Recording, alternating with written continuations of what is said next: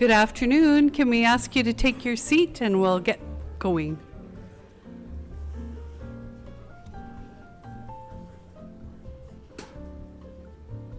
Can we take the music off, please? Unless you want me to dance.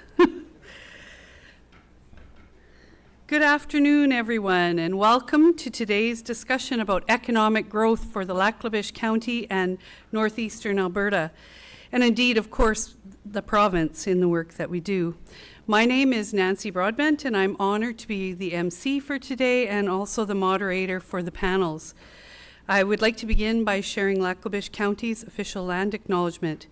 We respectfully acknowledge the traditional and ancestral lands of the First Nations peoples of Treaty 6, 8, and 10 territories and the homeland of the Métis people. Lac La Biche County continues to be home to Indigenous people since time immemorial, and we recognize the vital contributions of Indigenous culture, history, and perspectives in our shared past, present, and future. Thank you to all of our panelists, special guests, everyone that's taken time to be here today. As you know, economic development in our county and the surrounding Northeast region is of critical importance to rural sustainability and our ability to thrive. We know that successful collaboration of all the parties and with industry, government, agencies, and individuals is what's going to help us move forward on any initiatives and make them sustainable and responsible. Today, we all have the pleasure of hearing from very knowledgeable parties on 3 topics. And the way that we're going to work this is that the panels have been given 2 questions and will be seated. It's intended to be conversational.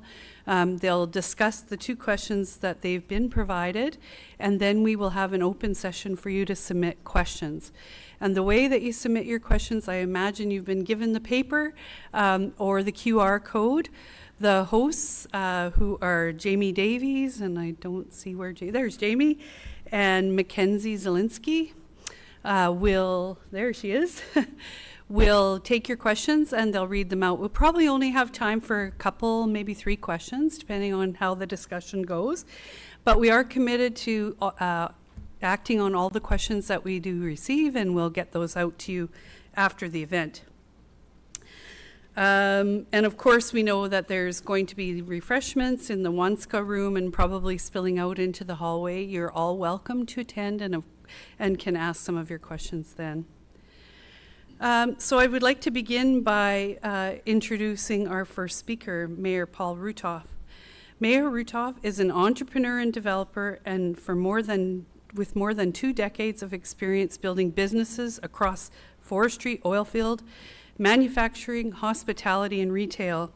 He began his entrepreneurial journey at 18 years of age and continues to operate a working cattle ranch, reflecting his deep commitment to Alberta's rural economy. As mayor since 2021, Paul has focused on driving sustainable economic growth, strengthening regional partnerships, and positioning Lac La Biche County as a hub for investment and opportunity. He chairs council and, of course, many committees and works very closely with several organizations to align workforce development and regional industry needs.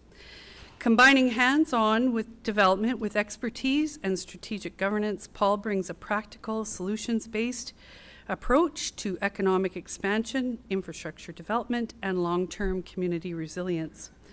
A husband and father of 6, Paul is passionate about uplifting others, fostering opportunities, and driving progress. Please join me in welcoming Mayor Rutoff.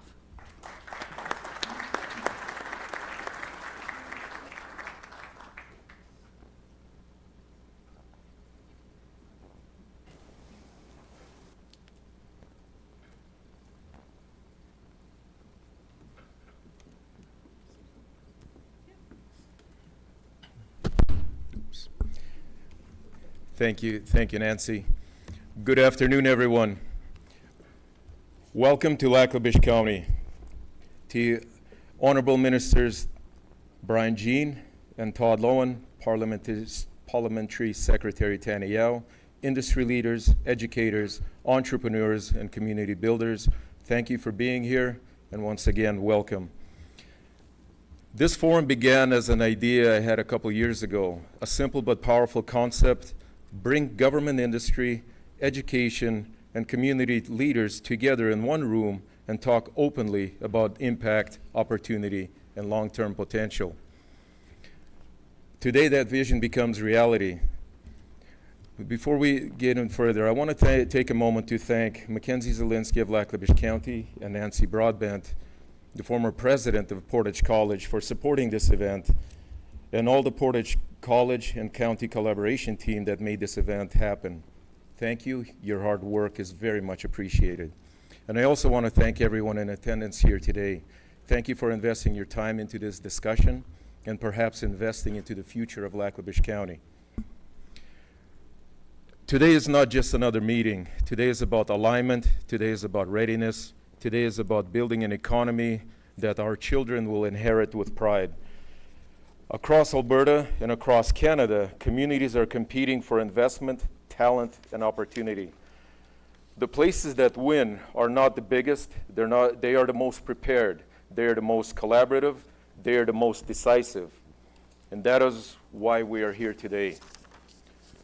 We sit in a region rich in natural resources, strategic geography, and entrepreneurial spirit. When I speak about natural resources, I mean all resources: agriculture, forestry, and of course, oil and gas. But resources alone do not create prosperity. Vision does, partnership does, workforce readiness does. Economic growth does not happen in silos. Government cannot do it alone. Industry cannot do it alone. Education does not do it alone. But together, we create momentum.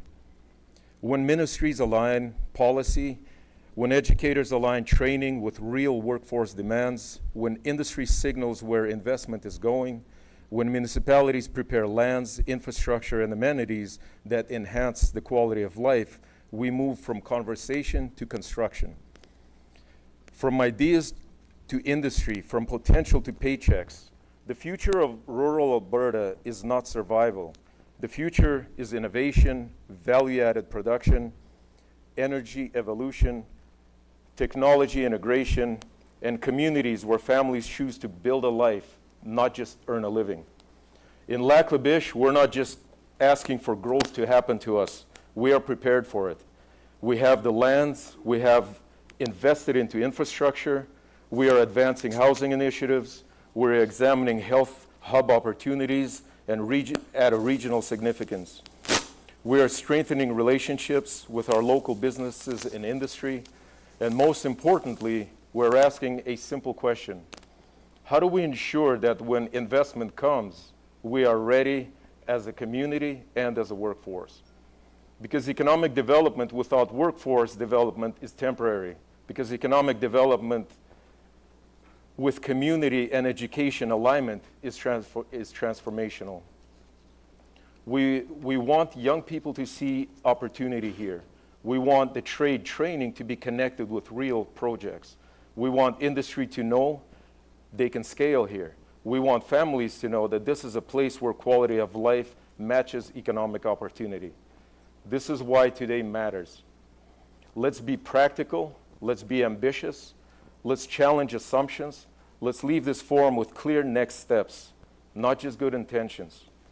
If we align policy training, land readiness, and industry demand, Lac-La-Biche can become a model for rural industrial growth in Alberta, a model that attracts investment. Thank you to our ministers for being here. Thank you to the education leaders for shaping tomorrow's workforce. Thank you to the industry for investing not only capital, but confidence in our region. Let's build something lasting and sustainable. Let's build something our children will thank us for. Welcome to Lac-La-Biche County Economic Forum. Thank you again.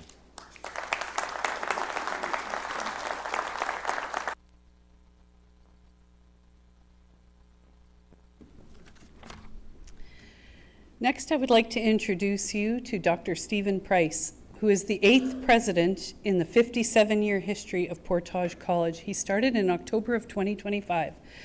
Holding a PhD from the University of Calgary, an MEd from the University of Victoria, and a BEd from U of A, Steve has spent the last 25 years working in several leadership roles at Mount Royal University in Calgary. He spent the last 8 years as the Dean of Faculty of Health, Community, and Education.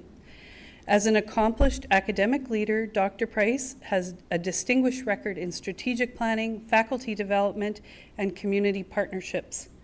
Steve looks forward to developing meaningful relationships with community leaders and members of the communities at the 7 campuses of the college, alongside others in northeastern Alberta. He is committed to close partnership with the Board of Governors and the senior team at the college in delivering the 2030 strategic priorities, which has a major focus on the community development side and working along with the communities. Steve and his wife Susan have 3 boys, Dawson, Ethan, and Harrison, and we are very, very pleased to have Steve join us in Lac La Biche.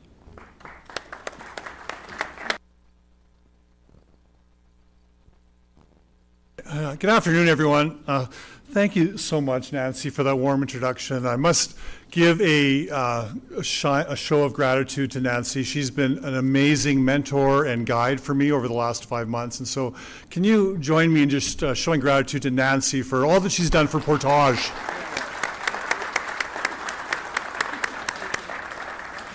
Well, welcome to Portage College. We are so excited to be in collaboration with the county and the Minister's office to host this energy forum today.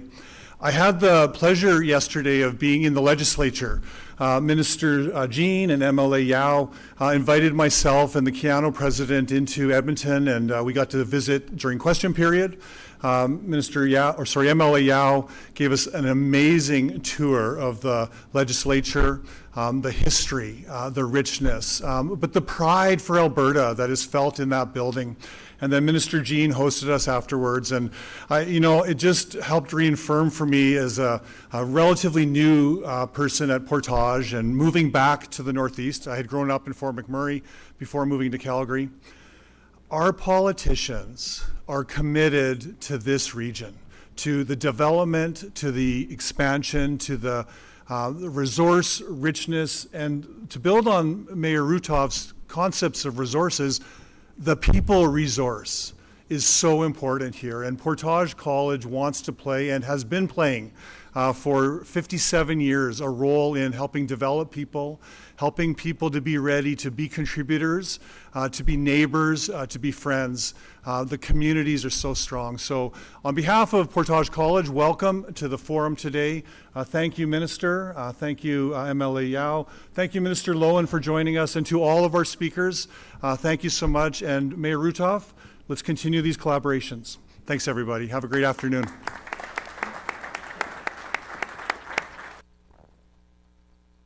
Price?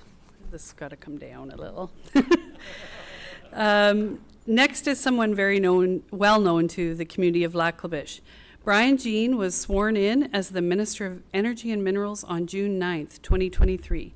He previously served as the Minister of Jobs, Economy, and Northern Development.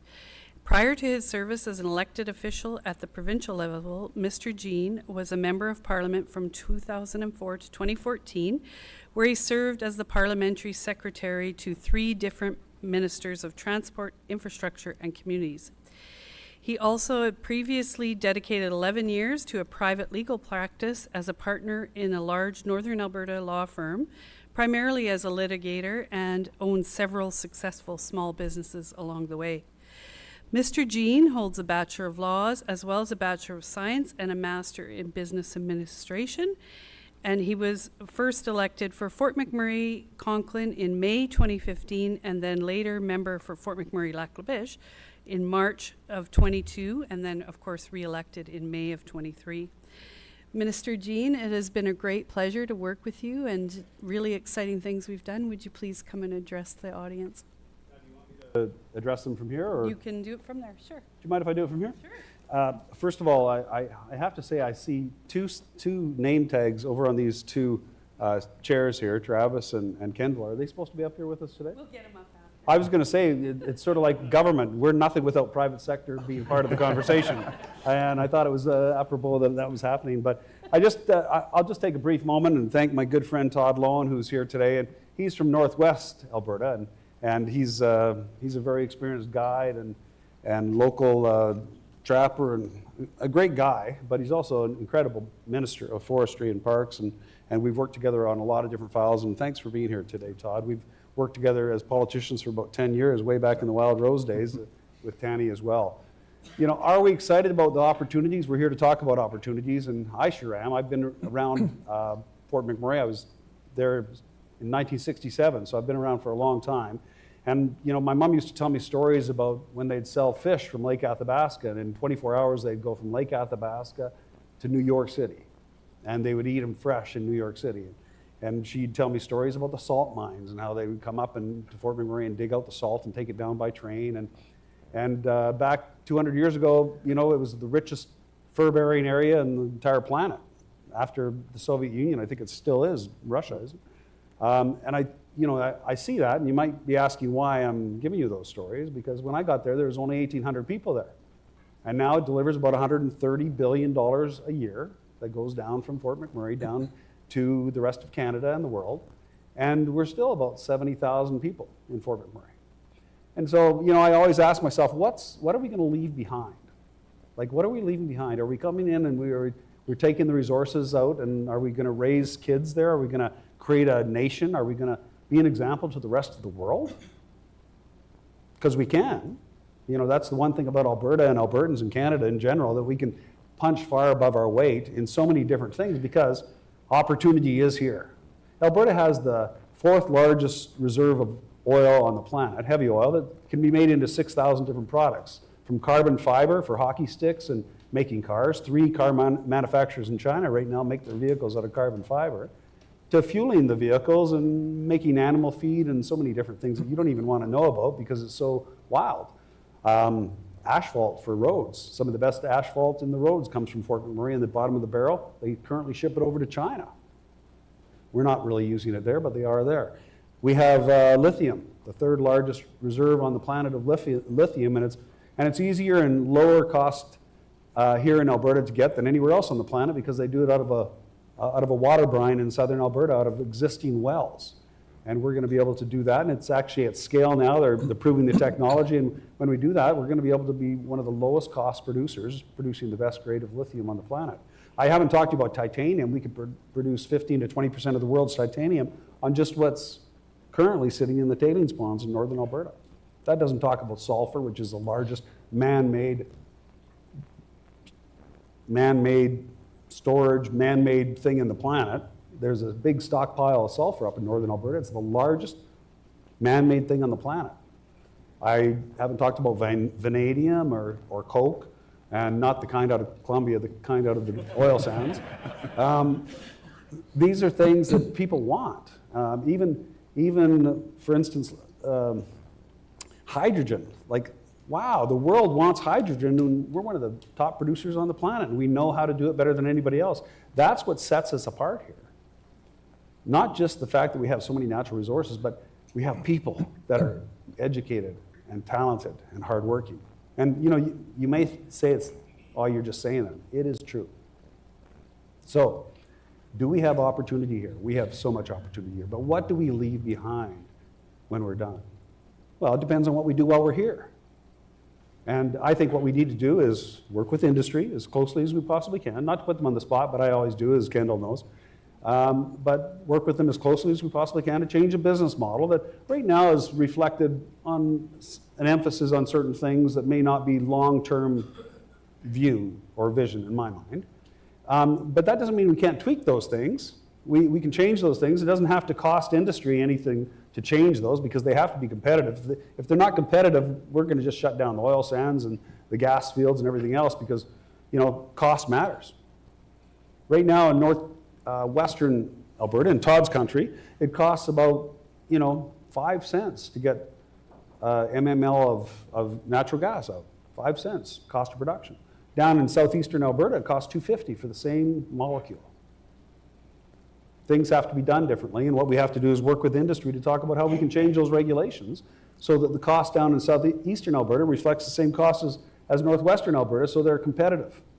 And frankly, we've done it as a number of things badly. We turned over NGTL, which is our Nova gas transmission line, for our natural gas over to the federal government in 2009. I think we did that. I don't know why they did that, because now they regulate how much natural gas can be taken from our big line that we feed the rest of the country with. Well, it takes 7 to 10 years to be able to get an approval from them, and that just doesn't work for us. So we have to change some things.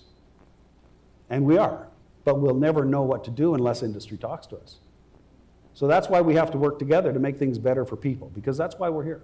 We're here to leave behind great communities and great families. Opportunity, there's no better place. Thank you.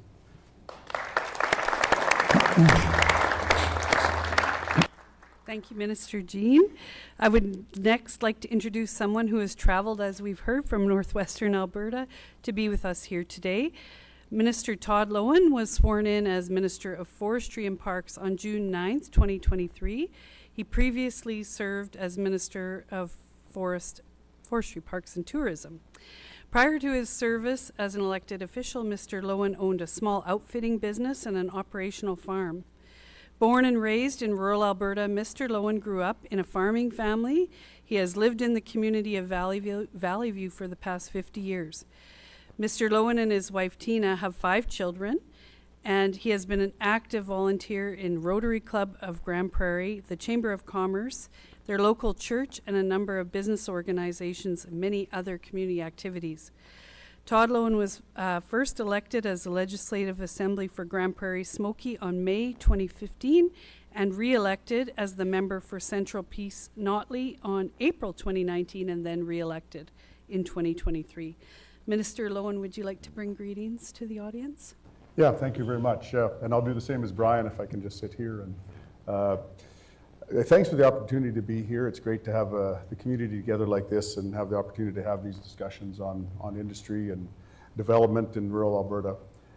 There's something that we bring up often in the legislature is the importance of rural Alberta. And you have great representatives here, with Tani being having a position in caucus. So you have a voice in caucus, a strong voice in caucus there, and of course Brian in cabinet having that strong voice too. And Paul, we often see Paul at just about any functions where he can be at in Edmonton, where he can meet up with ministers and MLAs, and so he's a great representative for your area too. And when I think about rural Alberta, and of course I'm from the Northwest as mentioned, and Tanya and Brian from the Northeast, but we're all from Northern Alberta, we're all from rural Alberta, and so it is a passion of ours to represent Northern Alberta. And I often say that rural Alberta, things cost more, but they're worth it, because this is where we're the economic driver of the province. We got oil and gas, we have forestry, we have tourism, we have agriculture, some of the main drivers in the province, and so it's important that we provide the services to rural Alberta. And it's always easy to look at the cities and say, well, it's cheaper to provide services to large groups of people on a per person basis, but we need to be able to have these services for rural Alberta too. As far as forestry, two parts of the forestry department that I represent is wildfire, of course, and we've made some dramatic changes in the last few years on how we fight wildfires in the province. We just finished signing a contract with de Havilland, 5 water bombers that will be produced over the next 5 to 7 years. That's a great story, having those planes developed and built right here in the province. And there's countries all around the world that are ordering those exact same water bombers that we're going to be having ourselves. So that'll add to our existing fleet. Over the last couple of years, we've expanded night vision helicopters, using them more and more to fight wildfire. It's better to fight fires at night when the fire is substantially smaller than it is during the daytime and early evening. Another thing we come up with here last year as a trial was the hoist program. A lot of people remember the RAP program where we had firefighters rappelling down to battle wildfire. Now we have a hoist program where we can hoist wildfires down from a helicopter to fight fire, but unlike the RAP program, we can actually hoist the firefighters back out. And so if they run into a tough situation, we can bring them back out the exact same way we put them in. So it's a better program, a safer program, and we're looking forward to seeing that into the future. It's good to see the moisture on the ground all across northern Alberta with the snow that we've had, so hopefully we'll have a better fire season this coming year. When it comes to the forestry industry, and we have representatives from the forest industry here today, there's definitely challenges with duties and tariffs with the U.S. and some of the tariffs that happen and how it affects the supply chain around the world. So we know we have challenges there, but as a government, we've been working closely with the Forest Products Association and trying to do our best to make sure that we remove barriers as much as possible to make sure that we keep these great job creators operating in our province. In Alberta, we have a very competitive situation when it comes to the forestry operations, and so we're proud of that, and we're proud of our forestry partners that work with us. And I'll probably leave it at that. I think it's great to see the industry that's happening in these communities around here. I had a chance to spend some time on Lac La Biche, right on the lake this morning. It was good to be out there too. So I love the area, appreciate the opportunity to be here, and look forward to the future discussion here. Thank you so much. So I'm going to introduce others as the panel come up, but the last person I'd like to introduce is someone who will be staying with the panel through all three sessions, and that is Mr. Tanny Yao. Tanny was first elected as a member of the Legislative Assembly on May 5th, 2015, and he also was re-elected in 2019 and 2023.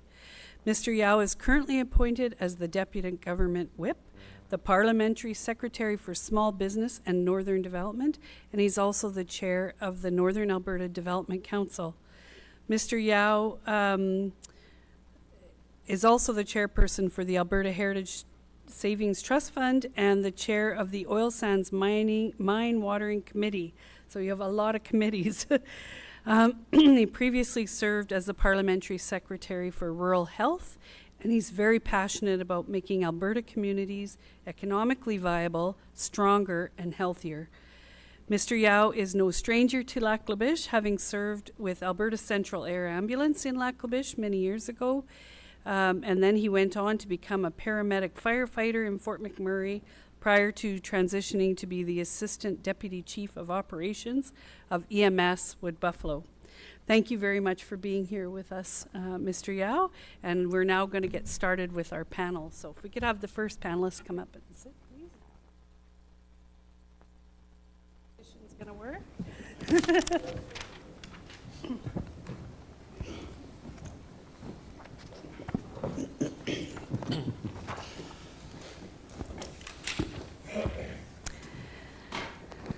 So, welcome.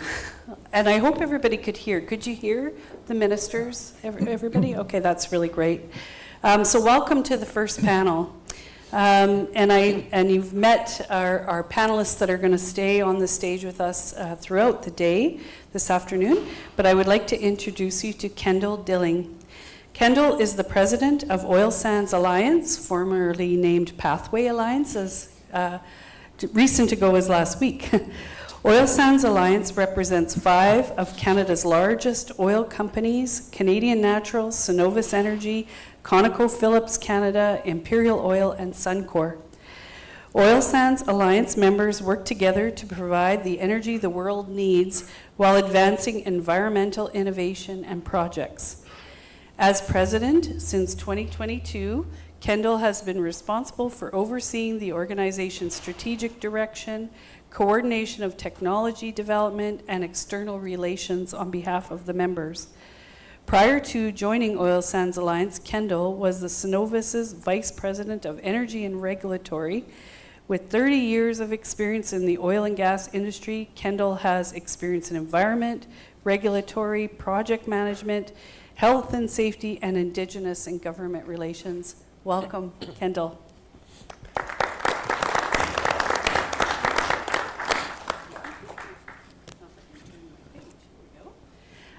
Next, I'd like to introduce to you Travis Henson. Growing up near Caslin, Travis's roots are firmly in the region. He has built a 25-plus year career in energy and resource development across Western Canada. taking on leadership roles on several major projects in northeastern Alberta. In 2023, he joined the International Petroleum Corporation to oversee the Blackrod project, which is IPC's $1.1 billion investment in the region. Alongside his industry work, Travis is active on several industry panels and currently serves on the Board of Governors for Portage College. He holds a Bachelor in Science and Mechanical Engineering from the U of A, and he is a registered professional engineer. He also holds a Master's in Business Admin from Queen's University. Although Calgary is now his home, I think his heart is still in our region, and Travis remains deeply connected to this region through his work on the board of the college and his strong family ties. He and his wife are raising 3 teenage boys, and he also coaches U13 hockey. Many thanks to you for joining us, Travis. So here's the topic for the first panel. We all know the power of a strong industrial base in our province and especially in our county. This panel is going to explore the opportunities and challenges industry sees when it comes to driving economic growth in northeastern Alberta and our county. So about the first 15 minutes or so, I have Carrie over there who's going to give me a time card. We're just going to have a discussion of that. So if you have questions from the audience, please make sure that you get those in here in the next, before 3:20. Thank you, Carrie. Okay, so the first, we're going to start with Mr. Dilling and Mr. Henson. What achievements and trends are on the horizon for industry to build infrastructure and opportunities?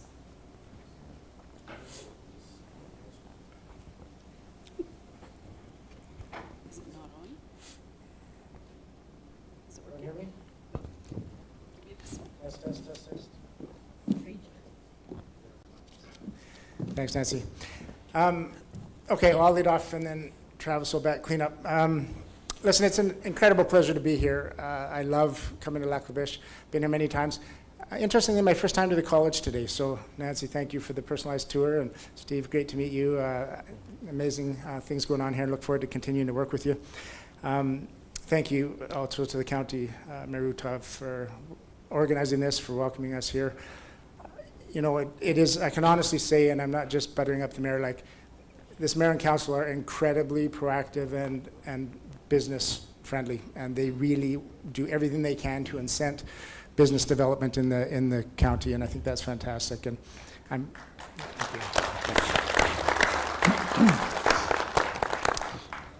and I won't steal any of Travis's thunder, but I mean, I'm just so personally thrilled that we had the first new oil sands project developed in about a decade opening up right here in the county.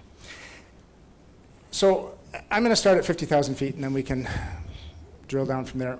I think we are on the cusp of an incredible opportunity in the industry in Alberta, in Canada, coming out of a fairly challenging decade in many ways in the industry. So if you think about the history of the oil sands, production started as early as the 1960s, but it was kind of experimental and took a long time. These were kind of money-losing ventures. Everybody knew there was this massive resource, but it took a while to crack that nut and make these commercial operations.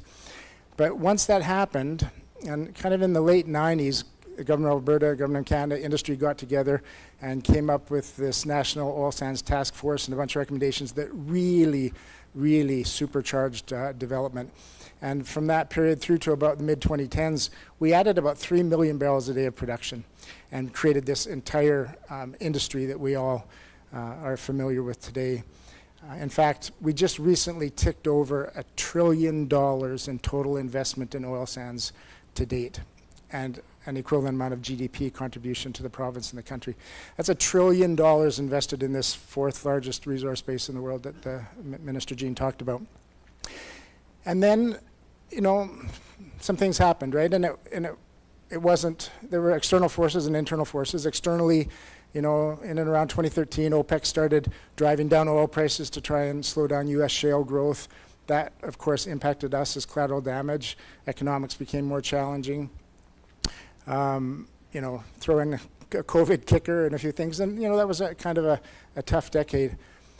And I think I'm safe in this crowd to say also, we happen to have a federal government that was not particularly industry-friendly for that period of time, and in fact threw up all kinds of roadblocks and terrible policies that were really designed to slow down, if not eventually shut down industry. So that's was kind of that decade from about 2013 till sometime just after COVID. Interestingly, oil sands production actually kind of steadily grew through that period of time. But I'm going to tell you a dirty little secret that we don't talk about too often. We were kind of just riding the wave of those big greenfield investments of the previous decade and taking all those projects to full nameplate capacity, doing some optimization and debottlenecking. And so on paper, it looked like a pretty steady increasing trend of production. But the reality is the wave is kind of over. And we've run that course, and we desperately need brand new investment in new projects. And again, Travis will tell you about the one shining exception. But by and large, for the last decade, there's been really no greenfield oil sands development for all those reasons I talked about. And yet today, we're in very different circumstances again. You think about the federal-provincial MOU from the fall. That was an amazing reset in what had been a long-standing, very challenging relationship. And there is no question that there is all kinds of political support provincially and federally for the industry, and everybody wants growth, everybody wants to see the industry thriving. That's obviously incredibly helpful. They're starting to unwind some of those policies that were extremely problematic.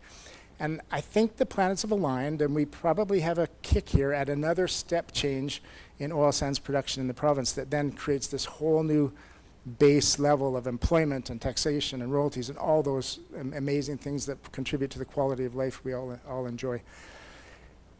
Now, that doesn't mean it's going to be handed to us on a silver platter. We've still got to get gritty and compete. And I'll again echo the minister's words. We have to be cost competitive. Costs have slowly crept up over that period of time for a whole bunch of reasons. And if you look at Venezuela as an example, right, and everyone's got their own crystal ball and will predict differently as to whether they're going to be able to get themselves organized to increase production. But they're probably our biggest natural heavy oil competitor in the world. But it'll take them some time if they are successful. And in the meantime, we've got an opportunity to capture that market share. There is strong demand for heavy oil globally. And Canada is absolutely in the right position to deliver that. But and I'll use an analog here, on the LNG side, we were in the exact same position on gas and decided to get in our own way for about a decade while the incredible amounts of investment happened in LNG in the US Gulf Coast and the Middle East and elsewhere, Australia. Well, we, kind of missed that wave. Now, thankfully, LNG Canada's going now, and we've got a few more projects going, but we're still kind of just getting the crumbs off the table. We missed that opportunity. And heaven forbid we do that again on this next heavy oil opportunity. There is an opportunity to get out there, capture that market share if we all come together and collaborate and make this happen. And I really do think, you hear talk of this grand bargain that was talked about in the MOU, and I just really want to emphasize the most important part of that is the production of oil sands, right? I could talk to you all day about our carbon capture and storage project, and I've been up in the region talking about that for years, and it in and of its own right is an important project, but it's not the moneymaker. We can talk about a new pipeline to the West Coast, and I'm extremely excited that there's, again, great government support for that. Canadian, public opinion has broadly shifted in the last year and a bit, and there seems to actually be potentially light at the end of that tunnel. That's super exciting, but guess what? Pipelines don't make money either. It's the molecule, it's the production that feeds everything, that pays for all that pays for all this. And so the most important thing is to create the circumstances that we did back in the late 90s. And the minister and I were talking just before. We know the playbook. We did it before with the National Oil Sands Task Force. We can do it again.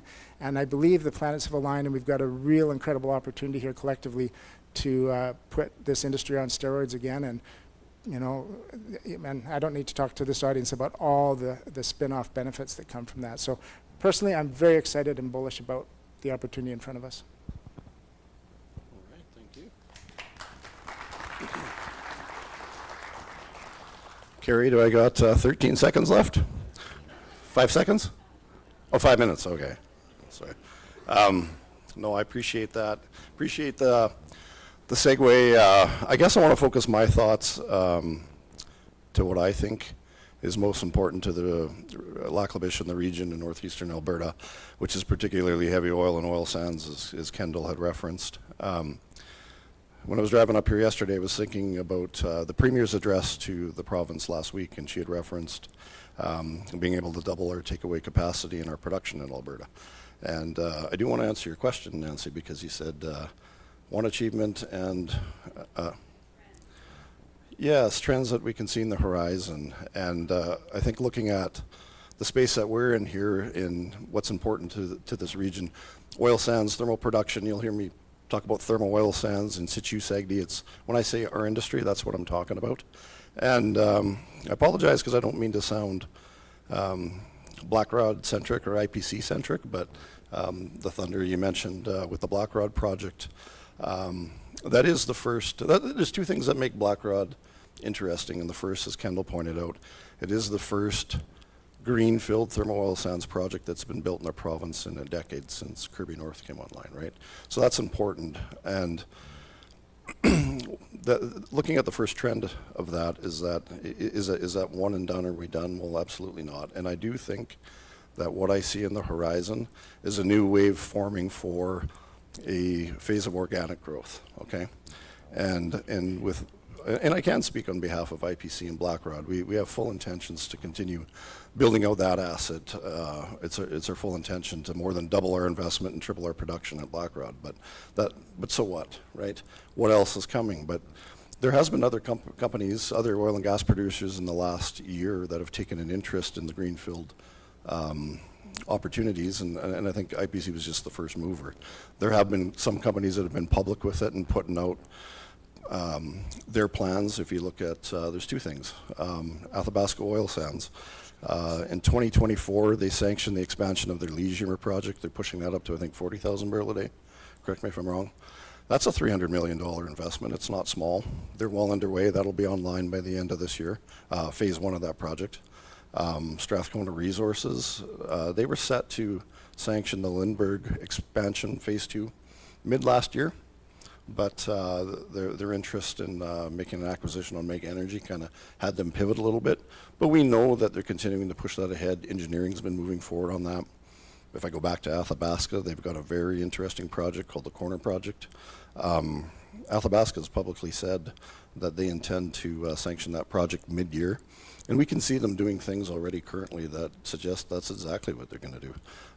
So that's positive. And there's more and more things that I see in the Calgary space that are just indicators and signals that there's more projects moving ahead. So that's trend number one, that I think we do have a new wave forming for organic growth in the thermal oil sands. Okay. Second one I want to talk to, which goes back to tying into Blackrod again. There's something different about that project, and what's different is the play. It's a lower Grand Rapids play, and what I mean by that is it's geologically different. So the oil that we're producing is not the same as all the other thermal oil sands projects that you have in the region.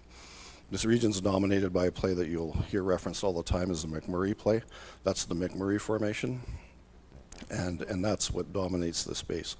So Blackrod is the first commercial production of the lower Grand Rapids, which is interesting because there's other oil and gas producers that are also sitting on lower Grand Rapids potential, and it's been sitting there for a while.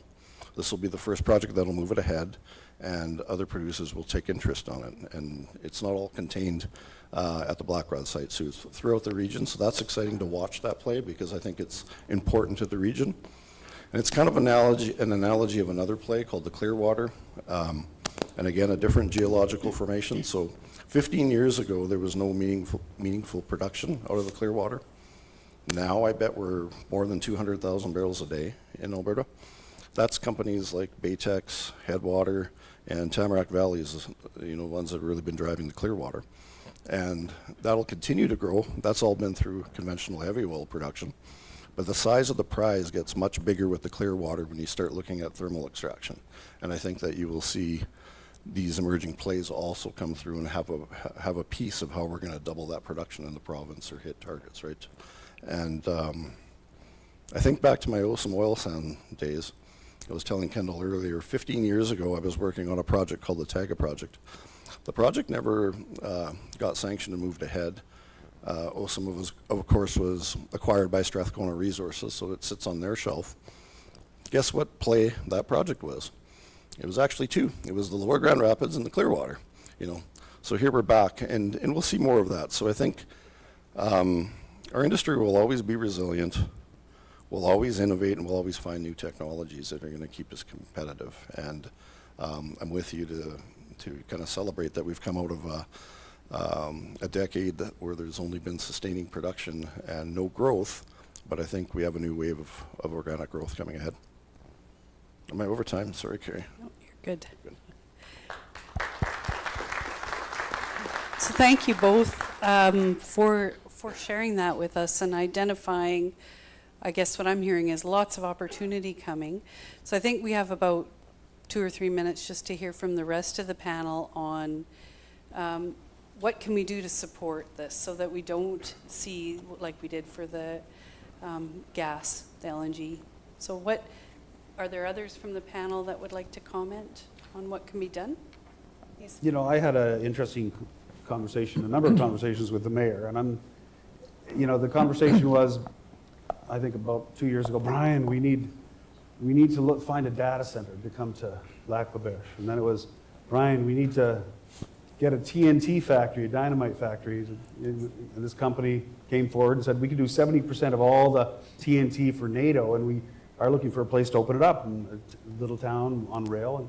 And we talked about how many different projects that we talked about, Paul, over the last couple of years. Like, I don't know, everybody that comes to town, he calls me once a week and says, could you have them set up factory here? And I said, Paul, you know, I've been the Minister of Energy now for 2 years, and I've learned one thing, and that is that between a place called Anzac and Lac-La-Biche are 150 applications for SAGD developments, which create thousands upon thousands of really good paying jobs for 150 years. Have you ever thought of working with the oil sands players and maybe setting up communities around that area, since Lac-La-Biche goes all the way up to Conklin, and maybe figuring out ways we could work together to build communities, to house employees and their families and create transportation hubs and move people back and forth? Maybe we don't need a data center in Lac-La-Biche. Maybe we just need to work with our industry up Highway 881, which I'm trying to get to Highway 36, by the way, because then it gets a lot more money for a lot more shoulders and a lot more people to move back and forth. So I just want to say that I think all we need is to work together to find ways to have people move here and live here and be educated here and have their kids raised here. You know, that's the people that are going to stay here. Believe it or not, it's not just Fort McMurray now that has a camp problem. And I'm going to call it a camp problem because it took years to get to the place where it's a problem. But we have a camp of 5,000 people living 10 minutes outside of town with our hotels going bankrupt and our restaurants shutting down. That's just not the right way to do it. We have to find a way to work with industry to get these camps closed down in a way that makes a lot of sense, and not all of them, because we can't get away from all of them. But even in places up in Todd's riding, now we're looking at Fairview has lost 6% of its population over the last 3 years. Fox Creek, I think it is, that has got more people living outside in camps than live in the town, and they can't sell their houses in the town because nobody wants to live there because they can live in a camp. I think we need to take what we have, mix it a little bit different, and make a better community for all of us. What do you guys think?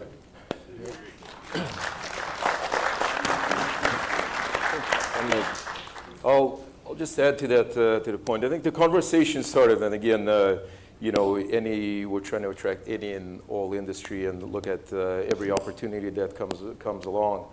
But I think the point here that I really want to stress is there's so much opportunity that's been developed globally and over the last few years that have been really risen, especially primarily in Alberta.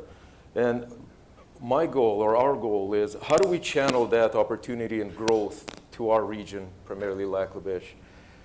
You know, with us as a municipality, with council, we've been very forward-thinking. We've invested heavily into infrastructure, facilities, and positioned ourselves for that growth. Now, I believe our focus is attraction of those opportunities. We know that there is an influx of population into Alberta. We know that there's development in SAGD projects, et cetera. How do we translate those opportunities into our region, into our growth? How do we take those people and give the opportunity for those people living in camps that opportunity to make a choice and live in our communities? That's our goal, is to focus those opportunities and those developments into a region that benefits communities and the region for that matter. And when I speak of region, I speak Northeast Alberta. You know, our boundaries are intersected in Plamond and Athabasca County is, you know, literally runs through our, so a lot of our residents work in Athabasca County. And I'll use an example of what, you know, Alberta Pacific, when we talk about industry, Alberta Pacific came here in 91, 93, it opened its doors. What it created for this region was phenomenal. And that's the type of industry that we need, another one of that type of industry. And industries that not are so dependent, and we need to diversify, so not so dependent onto a fluctuation like oil and gas. We need to diversify a little bit. That's why the data center subjects come up. But in general, how do we take those opportunities that are now globally Canadian, primarily Albertan, and translate them to this part of the world, our region? I would like to see Lac-La-Biche County to be what Alberta is to Canada, for Lac-La-Biche County to be to Alberta.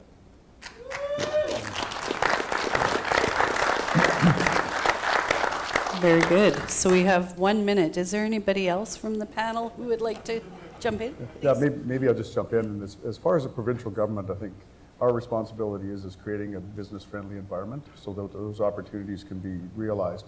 So some of the things we have done is we have the lowest corporate tax in Canada, and that helps attract business.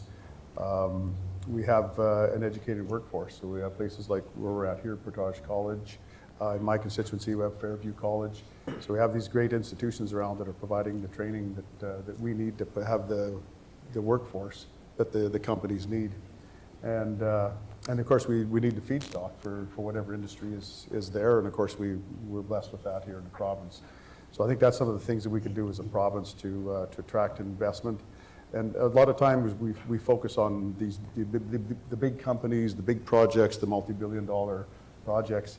And the key thing about those is those are projects that provide employment and provide business for all the small companies that rely on, that the majority of Albertans actually work for, is the small companies. But without that big investment, we can't have our small companies working and our people working. So I think it all works together. But us as a province working on that business-friendly environment is where our duties are. Could Todd also talk about tourism a little bit, just because that's part of your portfolio and part of your mandate? Yeah, so tourism is a big part of the economy in Alberta, and what we want to see is, everybody talks about Alberta, they think of Jasper, Banff, Kananaskis, and we know we have the rest of the provinces equally as beautiful, and once people have a chance to see it, they come back, they tell their friends, and so we're focused with Travel Alberta to make sure that we get tourism opportunities across the whole province, because it's incredibly important. There's a lot of things to see in rural Alberta. Like I said this morning, I was in Lac-La-Biche and had a great time there, and seeing others enjoying it too. And there's a lot of people and another thing is our Indigenous opportunities for tourism opportunities. And I think there's some studies done that I think a third or half of the people that visit Alberta want to have an Indigenous experience when it comes to their tourism time in Alberta. So there's a lot of things that we can do. What's near and dear to me too is the outfitting industry, because that's where I came from. The highest spending tourist that comes to Alberta is going with an outfitter out hunting, and so it's an important part of that tourism sector. But what it does do is it provides that tourism to different parts of Alberta, not just the core areas that people recognize Alberta for.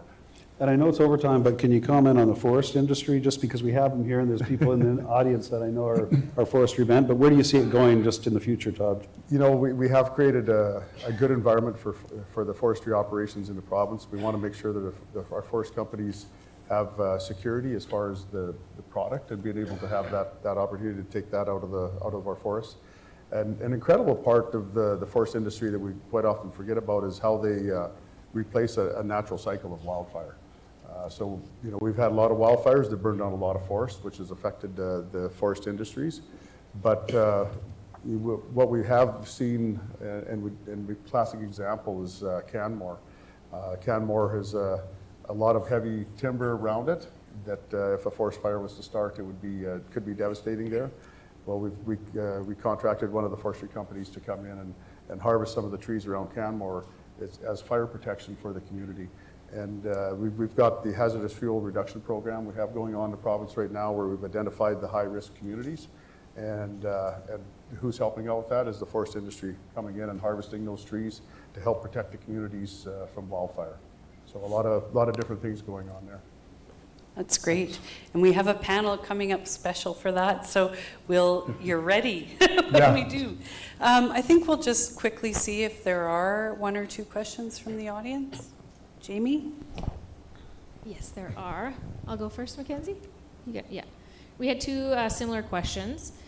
What can Lac-La-Biche County do to have more people live here and work in oil field rather than driving/flying and not investing to live here?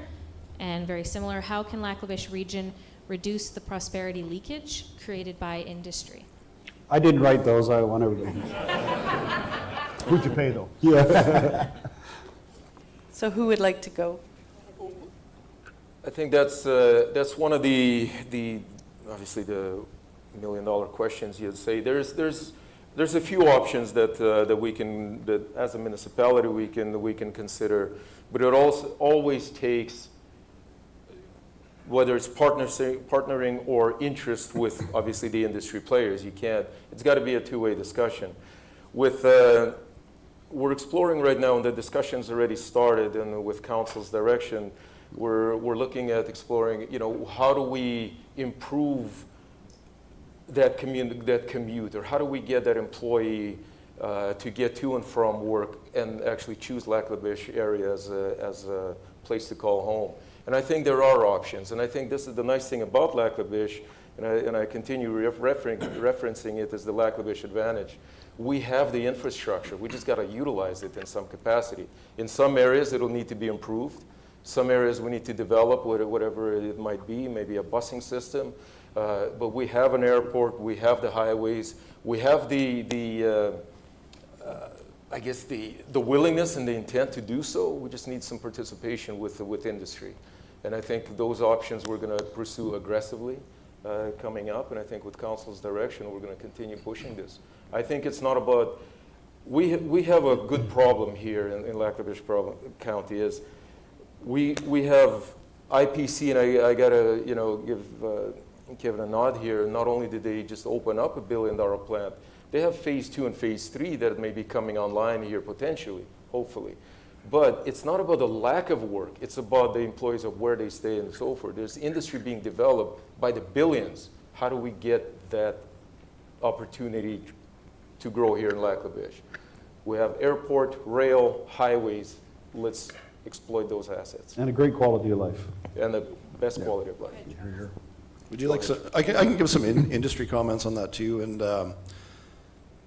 the airport, like I'm trying to become a frequent flyer into Lac-La-Biche. I'm not quite there with IPC, but we definitely try to use that infrastructure. And I think the challenge is, of course, like as a county, is how do you build the amenities without the population, and how do you attract the population without the amenities, right?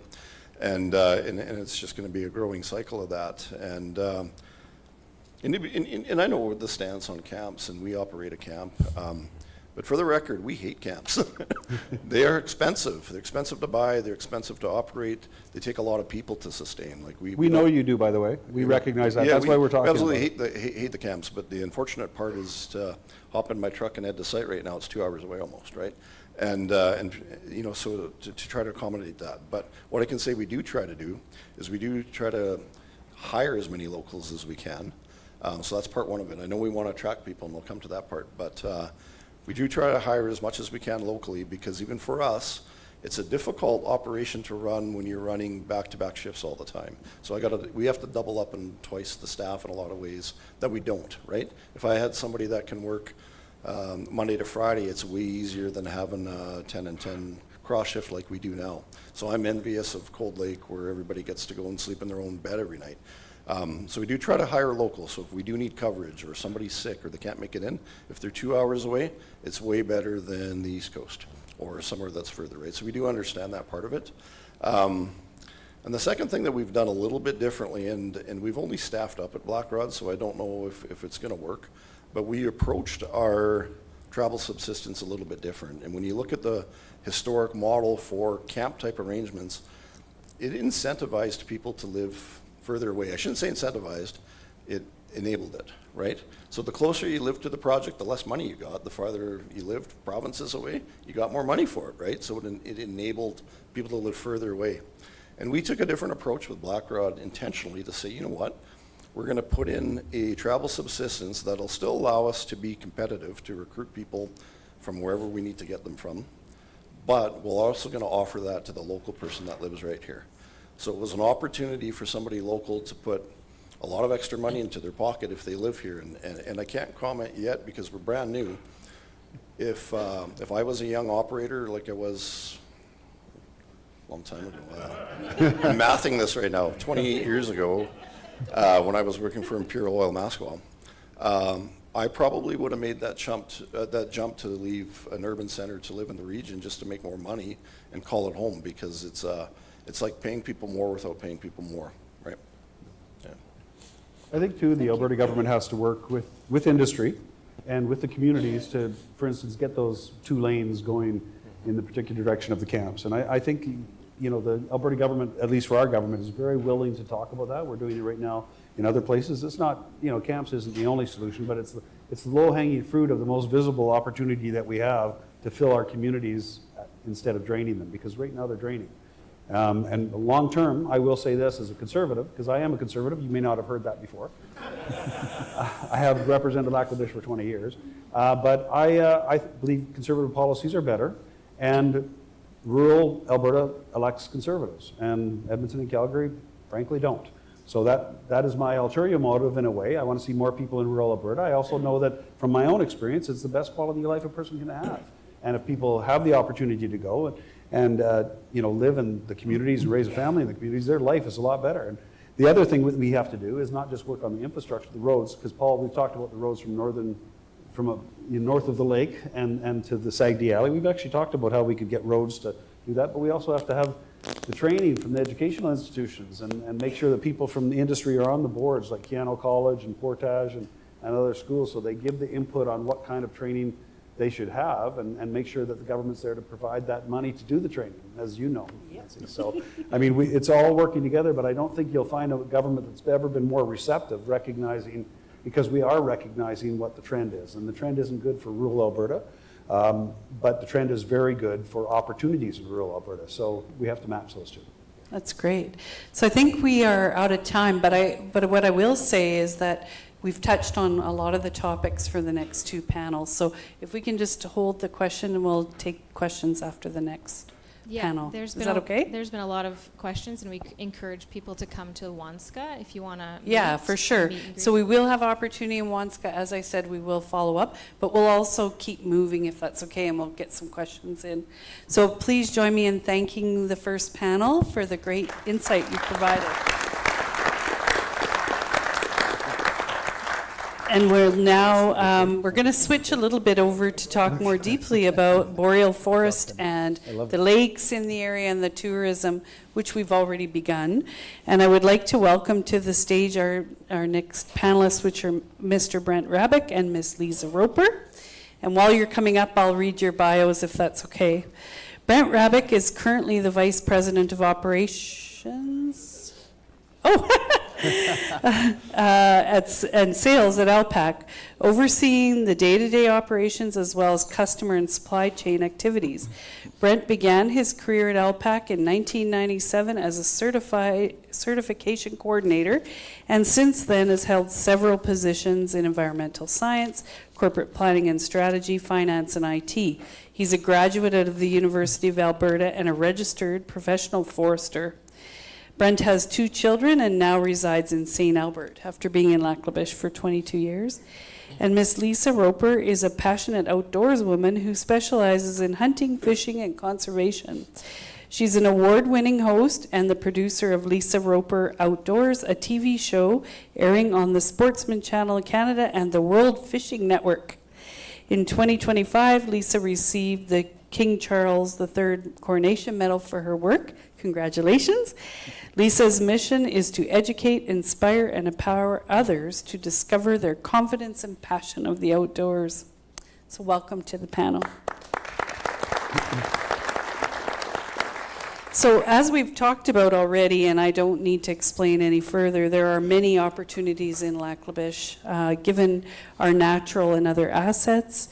And this panel is going to also explore the opportunities and challenges around northeastern Alberta and the hidden gem we have for economic development, especially in tourism and forestry.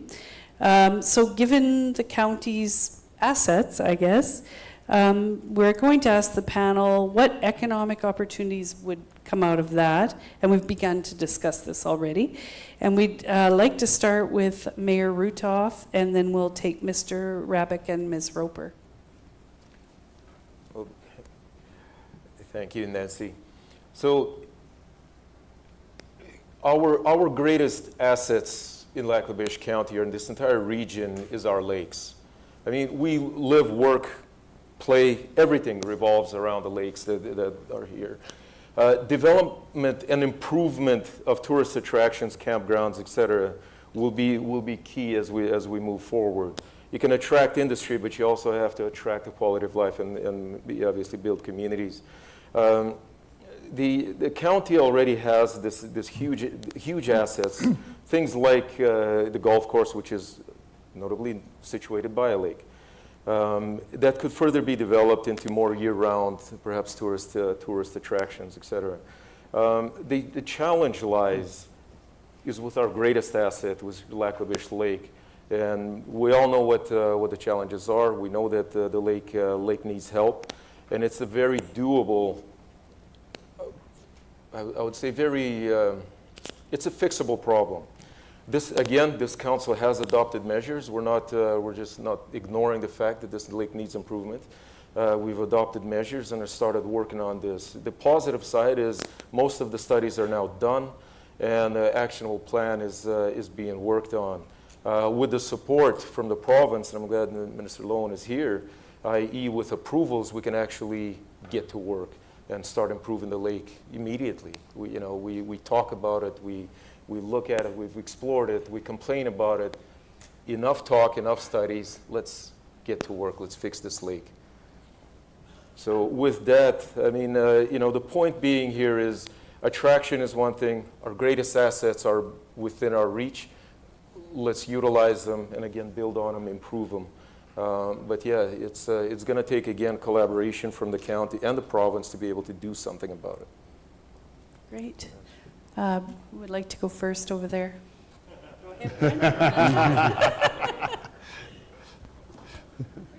Thanks, Lisa. I think it's glad I go before Lisa because I think hers would be far more interesting than mine, so given your track record. Where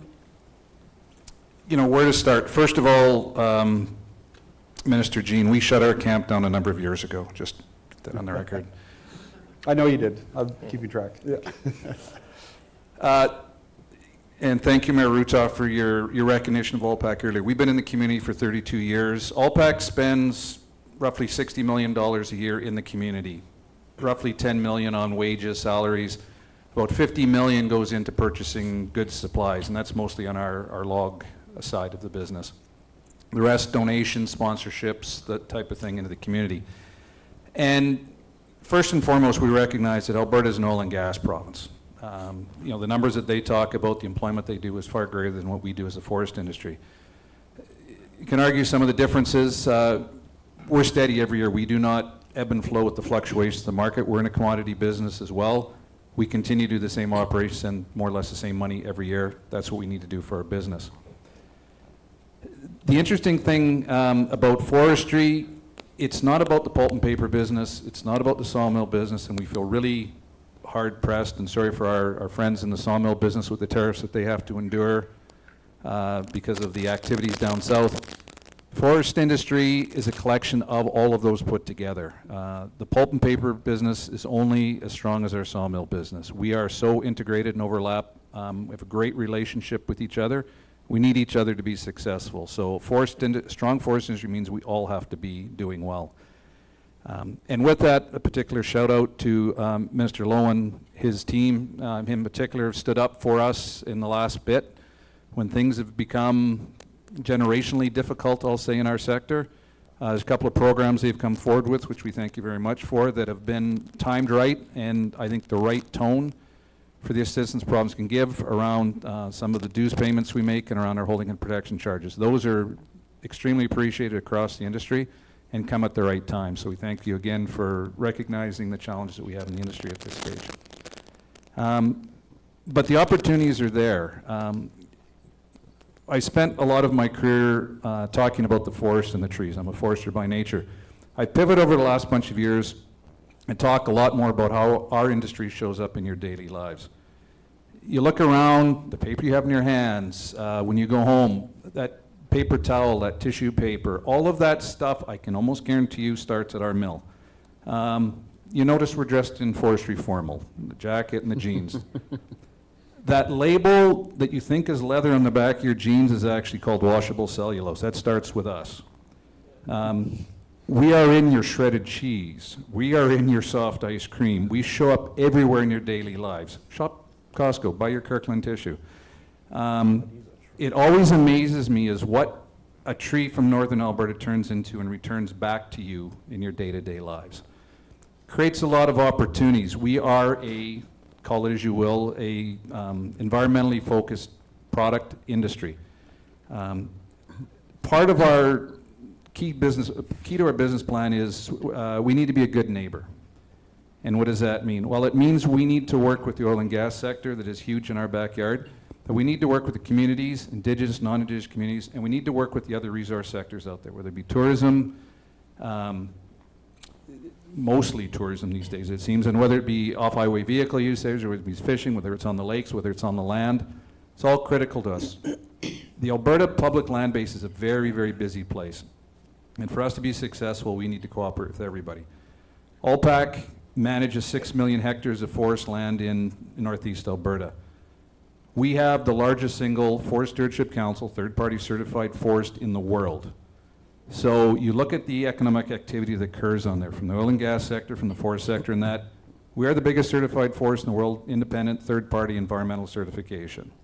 We've had that for over 18 years. That's something to be extremely proud of, that we can do resource extraction and do it third-party verified, environmentally friendly, call it.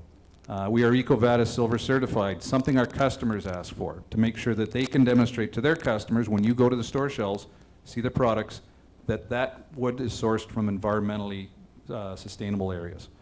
So there's a lot of things that go on that we have advantages here. There's lots of opportunities around green energy production. ALPAC's second biggest output is green energy. We produce all of our own power and we sell green power into the grid.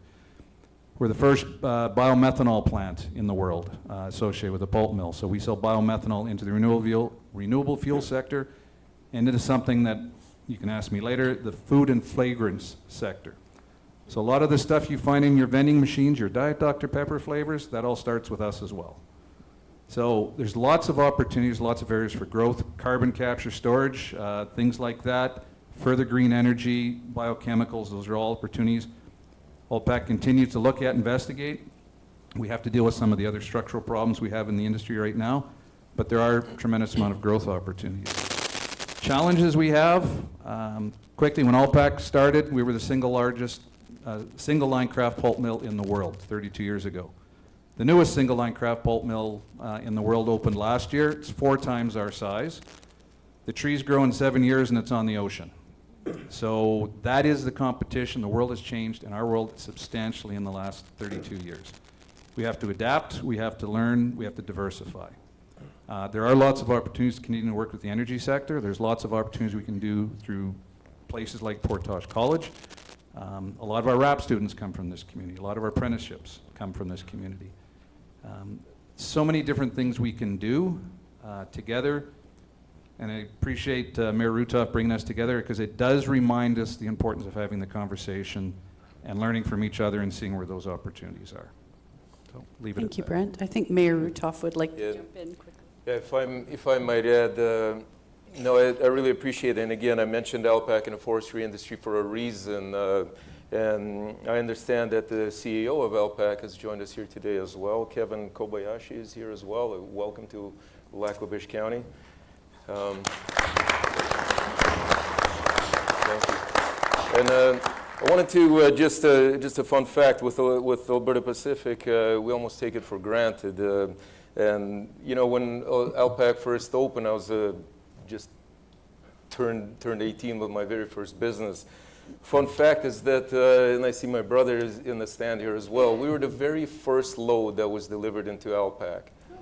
So we've got a deep connection, and again, we take it for granted. And what Alpac has done for our region is you know, it's undescribable. So we hope that, you know, the prosperity of Alpac continues, and there's opportunities, like you said, with perhaps green energy and whatever options there is. We're open for those discussions, and perhaps maybe we can expand that Alpac's footprint into Lac La Biche County. So, but anyway, I wish you the best and everything. But again, it goes, we take it for granted of what it is, and we keep supporting. Thank you, Mayor Rutoff. Lisa, would you like to turn the discussion to tourism for us, please? Sure. Thank you so much, Nancy, for having me. Definitely proud to say that I am born and raised here in Lac La Biche and still here. One thing I can tell you for sure is that I am a better angler than I am a guest speaker.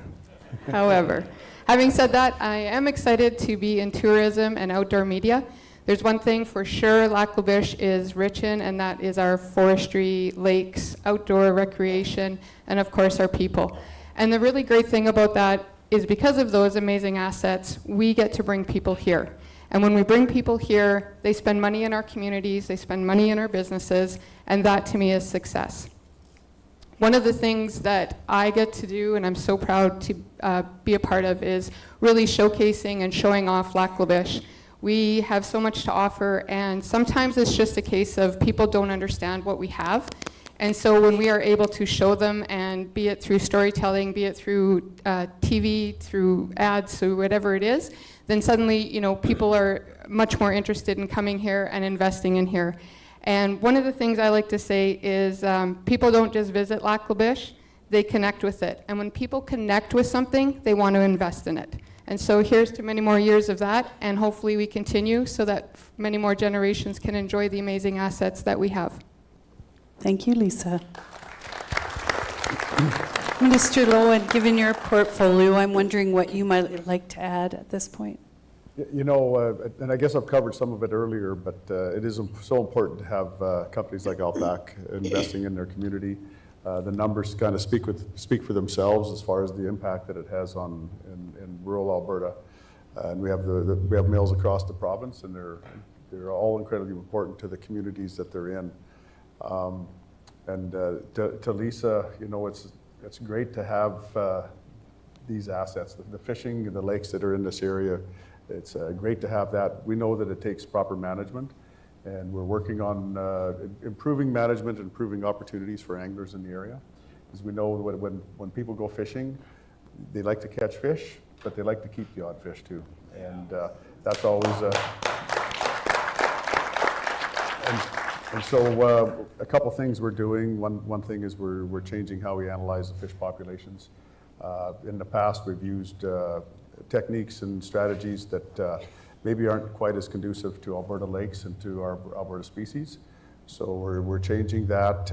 We're in the middle of that right now, actually, and we've got a strategy that we're we're working with now, so you should see some changes in the near future. Because what's happened is when we've wanted to change the angling rules and the limits that you could keep, we've ran into basically our own numbers that have worked against us to actually be able to do those changes when it comes to consultation with the stakeholders involved with the angling. So we've been our own worst enemy for quite a few years. Now we want to be able to take a little bit more into consideration.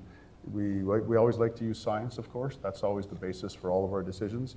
But we also need to take into consideration local ecological knowledge, which is what the people on the landscape are seeing.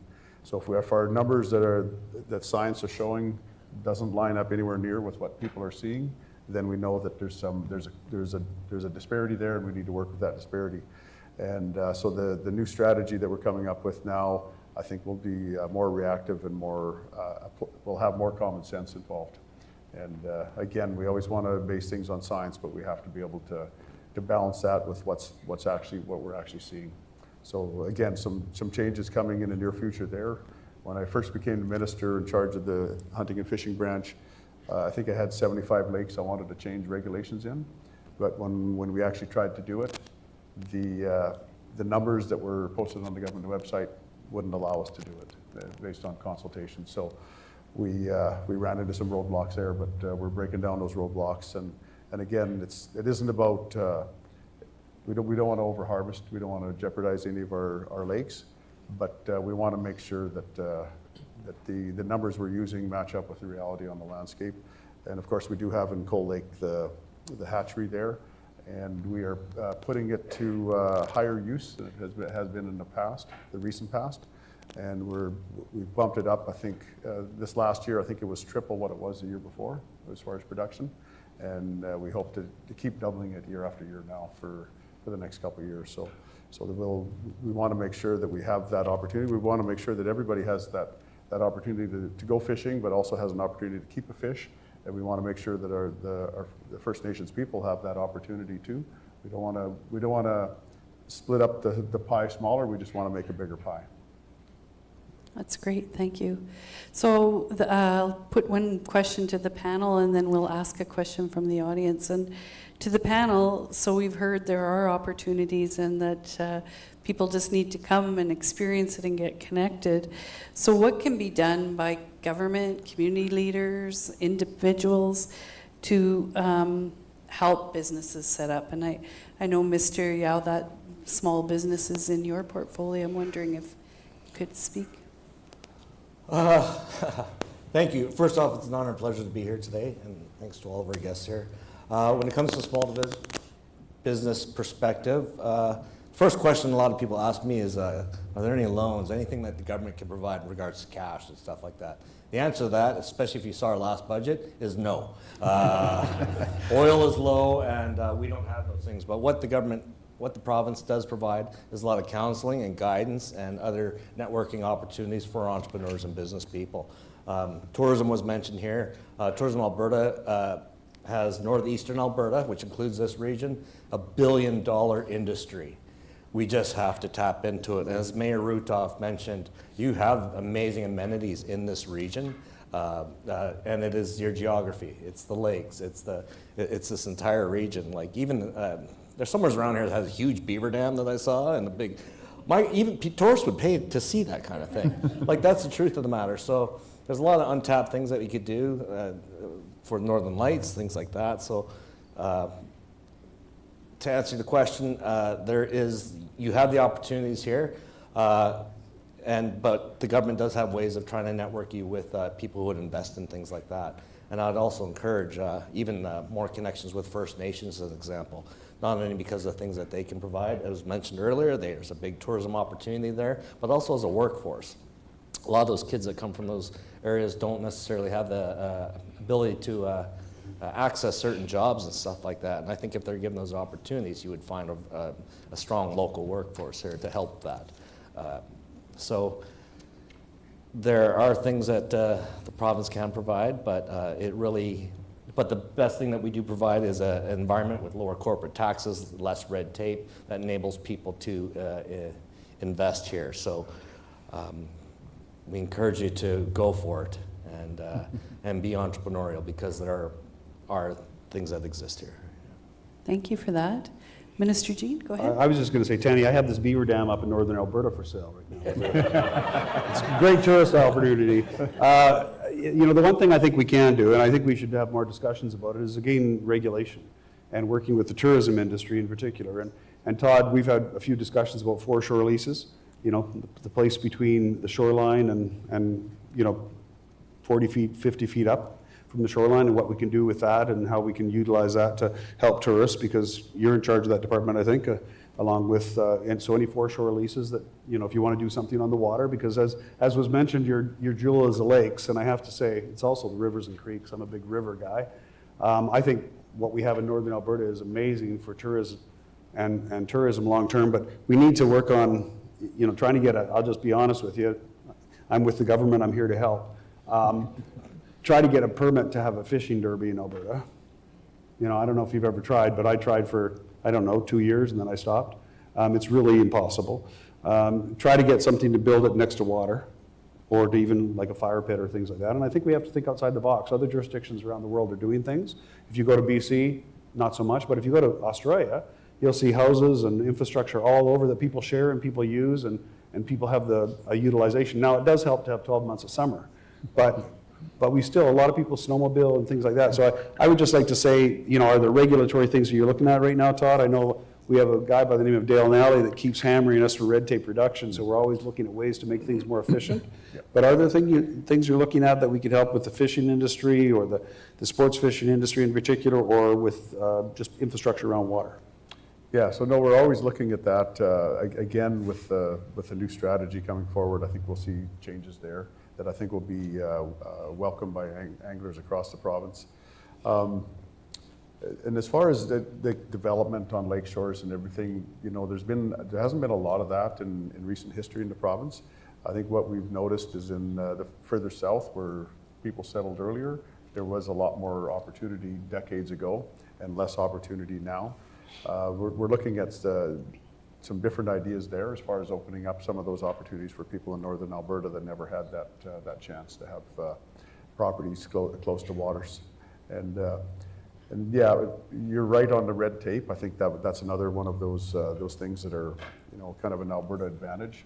We have a minister that's focused on red tape reduction. So anytime we as ministers come forward with legislation or regulation, we have a minister that's always got his calculator out, adding up the numbers and making sure that we're not adding red tape to our departments. So I think again, when we look at business, we look at investors that want to come in, they want to see a regulatory framework that is safe and environmentally safe and all those things, but they also want to be able to move. They want to get things done.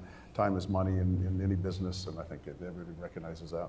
And if I can just announce, I found out yesterday that a cabinet secret was out already. So I talked to ATCO yesterday. I don't know how they find out these things, but we're working in the AER right now on a 120-day timeline for all applications. Just for instance, sometimes they take 2 or 3 years. And I don't know if your department's looking at that, but we're also looking at opportunities. By the way, it's a cabinet secret. You can't tell anybody, or else I have to hunt you down. But ATCO knows, so everybody knows, I guess.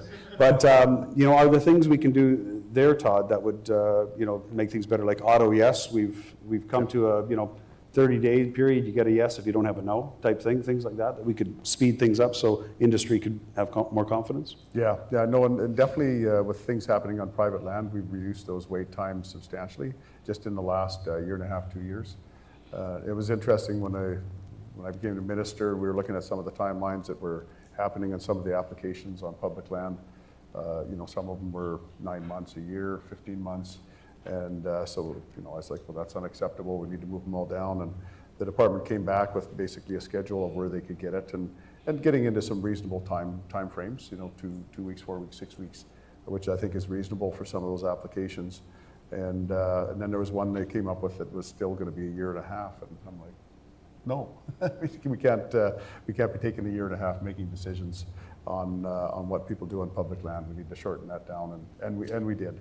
And so there's lots of work being done. There's still lots of work to do. I know there's, when we look at some of those numbers, there's always still the odd outlier that's maybe a special condition, or depending how people have done the paperwork and their timelines there. But so there's still a few outliers, but we want to make sure that the vast majority of any applications happen in a reasonable amount of time, so we're competitive with other jurisdictions. That's great to hear. Brent, I think you wanted to get in, then we'll get a question from Mackenzie. Just a quick thought is, Lac-La-Biche County, town, you have to appreciate you're doing a lot of the right stuff already.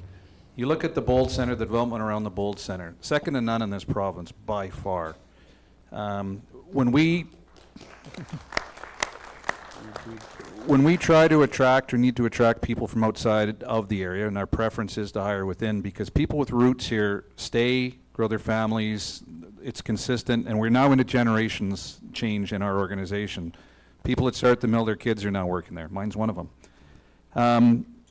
What's important to our team members, prospective team members, is those family amenities, having the recreational facilities here, having good schools, having good access to medical. That's critical to attract people to these communities, this community in particular, because you're so far ahead already. But one thing I'd like to mention when I think of it too is that where we are different from the energy sector is energy, oil, gas, they get to build their own infrastructure. It costs a lot of money, but they control it. For Allpac to get its products to market, we rely on one railway. We are stuck in a monopoly situation, and this is, I know the ministers understand this, but, and this is not a knock against the folks from CN that work and live in this community, because they're not the issue. They're doing the best they can with the resources that they're given. But if we can't get our product to market, and that generally means throughout North America and out to the West Coast, doesn't matter how good we are in operation, how many people we employ. CN has shut us down in the past because of their lack of service. We took them to task legally 3 years ago. We are still in that battle. We've won just about every step in that, and I don't know, Minister, you've heard, but now we're going to the Supreme Court on this. So there are other things that we need to consider at a bigger scale. The Port of Vancouver is one of the worst ports in the world for getting traffic through it. We are so dependent as an export economy to be able to move our product, and these are things, rail and ports, that we still need to address. Look forward to some help from the province, but it's really a federal issue. Fortunately, I think the change of government there is helping this issue, but we shall see. I want to let you know, first of all, we are seized with that issue. We're very aware of it. Todd and I are working on something actually up in his riding, and I hear it every day. Energy is obviously a big thing. We have, believe it or not, I'm having conversations with a name you're probably all familiar with, Jean Chrétien, and CN Rail at the same time. I don't know how that happened, but he's actually out east trying to get CN to do some favors for him too. So he's trying to do some for Alberta, which is a great thing to talk about, because there is a real Team Canada approach now to most of these things, folks. I mean, if you go out Eastern Canada, nothing's happening in New Brunswick or Nova Scotia. They're begging for us to send our natural gas and oil there. And I think there's a Team Canada win for the next, hopefully, 100 or 200 years if we do this right. But I would say I think you guys are doing a great job, and I reiterate what the mayor said. You've got a great history. And you're right about the camps. Camps are a necessary thing at the start. It's a transitional thing to get you to where families can be here and where we can build communities, and I applaud you for that, because you're a great company and you've received a lot of support. I would say C8, the legislation you're suing over, was something that I was involved with back in the days of federal government. I know it's not perfect. I know it's not, but it's the very foundation of your ability to take them to court now, and I'm hoping you win that court. So, okay, so it'd be great news for all the shippers across Canada. Thank you. Mackenzie? Thank you, Nancy. I'll defer to Jamie, as I haven't received a question for this panel. Oh, okay, great. Oh, there we go. Does Lac-La-Biche County plan on engaging Indigenous consultation before projects that impact natural resources? And a similar one, when will Lac-La-Biche County receive support in accessing Crown land for tourism development through private ownership? So a couple different areas, Crown land and Indigenous and private ownership consultation. Can I take the Indigenous consultation one, do you mind? I want to let everybody know that, I'm part of the Northwest Coast Task Force in relation to consultations, and I'm working very closely with Minister Sawney on that. And before we even announced it, we were on the phone with chiefs right across the line, out in BC, other stakeholders and community members from all the Indigenous communities, making sure that we talk to them before it hit the news, just so we were there at the very start. Most of them thought we were punking them. They didn't think we were really ministers. But after we, they'd never talked to a minister before. Go figure. But, you know, they were very excited. I never had one bad comment in 5 chiefs. They all wanted to learn more, and they wanted to be able to participate in a real way. And I was very excited about that, because in the 20 or 30 conversations I've had in real people that live in real communities, there hasn't been one that has talked against it. Now, all of them are very concerned, but we're making sure they're every step of the way with us, and that's what we need to do. Not just in this, in pathways and all the other things. We need to make sure we're there at the forefront. And it's because of all the legal wrangling with the Supreme Court that sometimes people think, why aren't you talking to me? And as soon as you initiate something, everything has to take place a certain way. So, you know, there are more things at play, but I want people to know, especially First Nations, that we are making sure that every step of the way, all of these projects are not just talking to them, but they're part of it. They're partners, and they're walking with us. That's great. Yeah. So I guess to answer on the same point, but from a municipality perspective, is I think within our council and over the last few years, what we've established, I think, is an example of Indigenous collaborations of what we've done recently through the ICC committee and getting all our neighboring municipalities or Indigenous communities involved in the discussion, and with the roundtable discussion, whether it be opportunities or concerns. I think those discussions are happening. They're going to continue. We've done very, very well in the previous council or the previous term, and we're taking that momentum forward with this council. We've even received the Provincial Award of Excellence in that area, and we're going to continue that collaboration for sure. So, absolutely. If there's, and I think LPAC is a prime example of when you talk about regional development or regional benefit. Is when I talk about development, it's regional development benefits the entire area. If we're building a plant or type of industry in Lac-La-Biche County, whether it's by Wandering River or by Bonneville or somewhere, it benefits the region. It benefits everyone here. So again, Indigenous consultation or communities are part of our region. So. And maybe would someone like to talk a bit about the development of Crown land? That was the second question, I think. Yeah, so I'm not sure what in specific it was referring to. Can you read that to us one more time, I think they want to. I know who wrote the question. Okay. Wasn't me. But they're interested in being able to take Crown land in particular areas and be able to turn it into private land for tourism projects. And maybe in relation to the legislation we just passed on the major projects with SCOW. So yeah, depending on what it's going to be used for, but I guess the process is very similar either way. Is the first part of the process is to make the application, and you can go into the local nearest lands office and make the application to purchase or lease or develop public land, and that's the first step of the process. And once that process is started, then it goes through the process within government as far as analyzing the project or the purchase based on its own merits. And any of that process includes Indigenous consultation, because turning public land to private or into industrial areas it automatically triggers Indigenous consultation, and that's part of the process. And then it goes through, and then a decision's made whether it's going to be going to be sold, and then if it's going to be sold, then it's open to public bid and sold like that. So that's the process for and leases as well? Yeah, leases the same, yeah.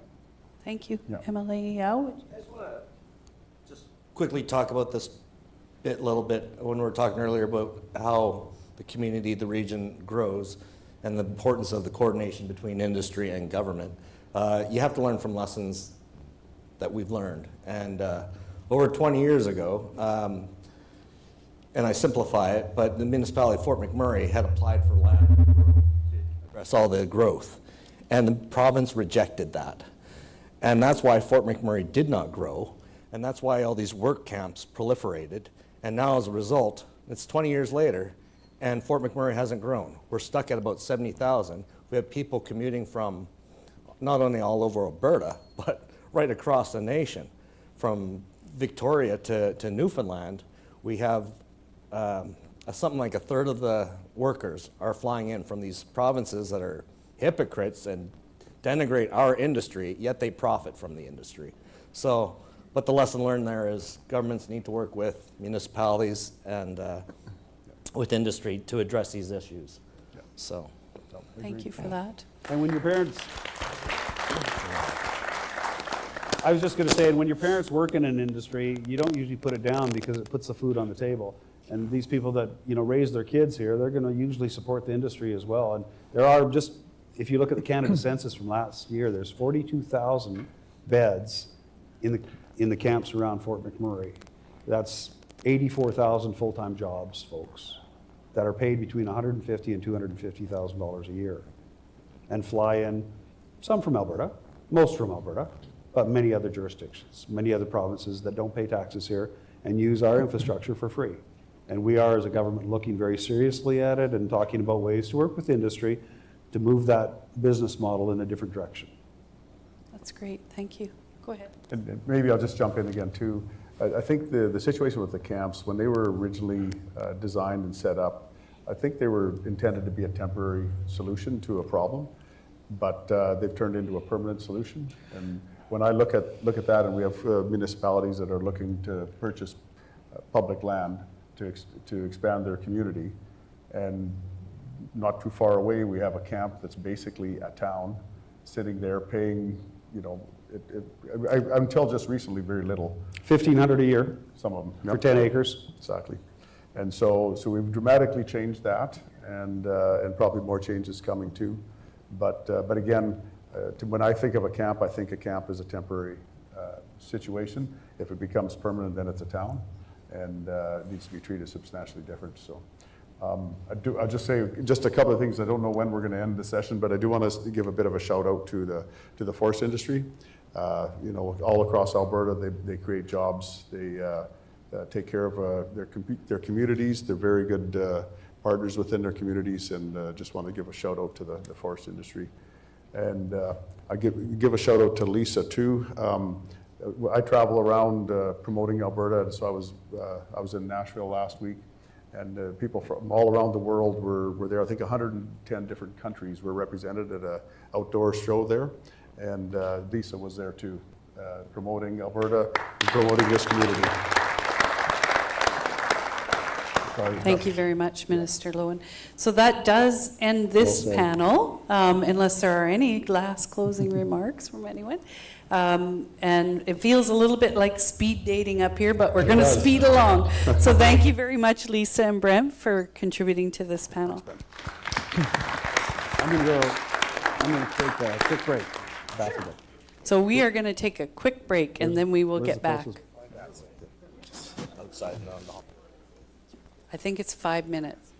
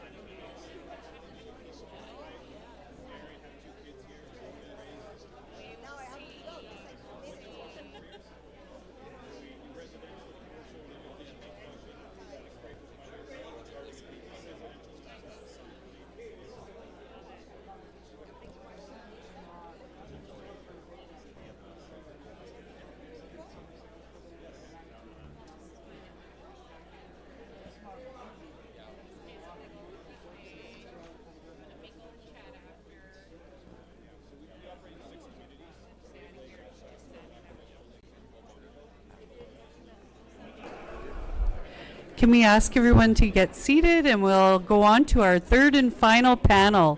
Thank you.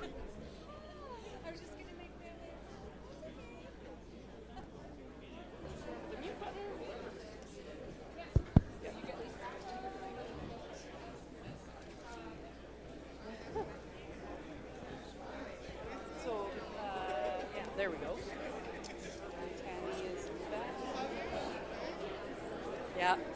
If we could get you seated, please, so we can get on to our third panel. And then there'll be lots of mingling time available to you in the Wanska room.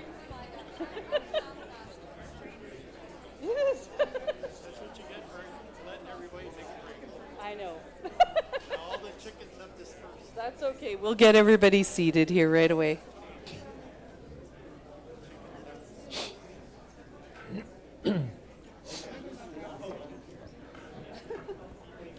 Okay, thank you, everybody. So welcome back, and we have now our new panel members, which I'll quickly introduce. The first one I would like to introduce is Mr. Bob Bezpalko. Bob is the Executive Director of Alberta Hub, the Regional Economic Development Alliance of Northeastern Alberta. Bob has worked with many investment projects specific to rural Alberta in the industries of ag, energy, manufacturing, and aerospace.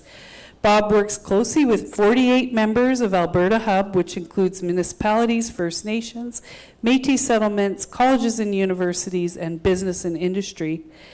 In his position as a regional economic development professional, Bob has played a meaningful role in supporting investment, which in turn enhances the quality of life in the Alberta Hub region. Welcome to the panel, Bob. And next, Mr. Caddy Blood. Caddy is a member of Heart Lake First Nations, number 469. Born and raised in Lac La Biche, he attended high school here and graduated in 2002, and then shortly after that he attended the college here for 4 years. 2002, you're an old man like me, man. Caddy has been an employee of Teams Alberta for over 7 years. He started off as an employment liaison worker and has been the director of operations for Teams since 2021. A passion Caddy possesses is his desire to help people achieve self-sufficiency through meaningful employment. He is very proud to be helping others to be able to provide for their families and being instrumental in the success of Teams Alberta. One of his greatest achievements has been to serve as a leader in the community of Heart Lake First Nation, for which he became elected at a young age of 24.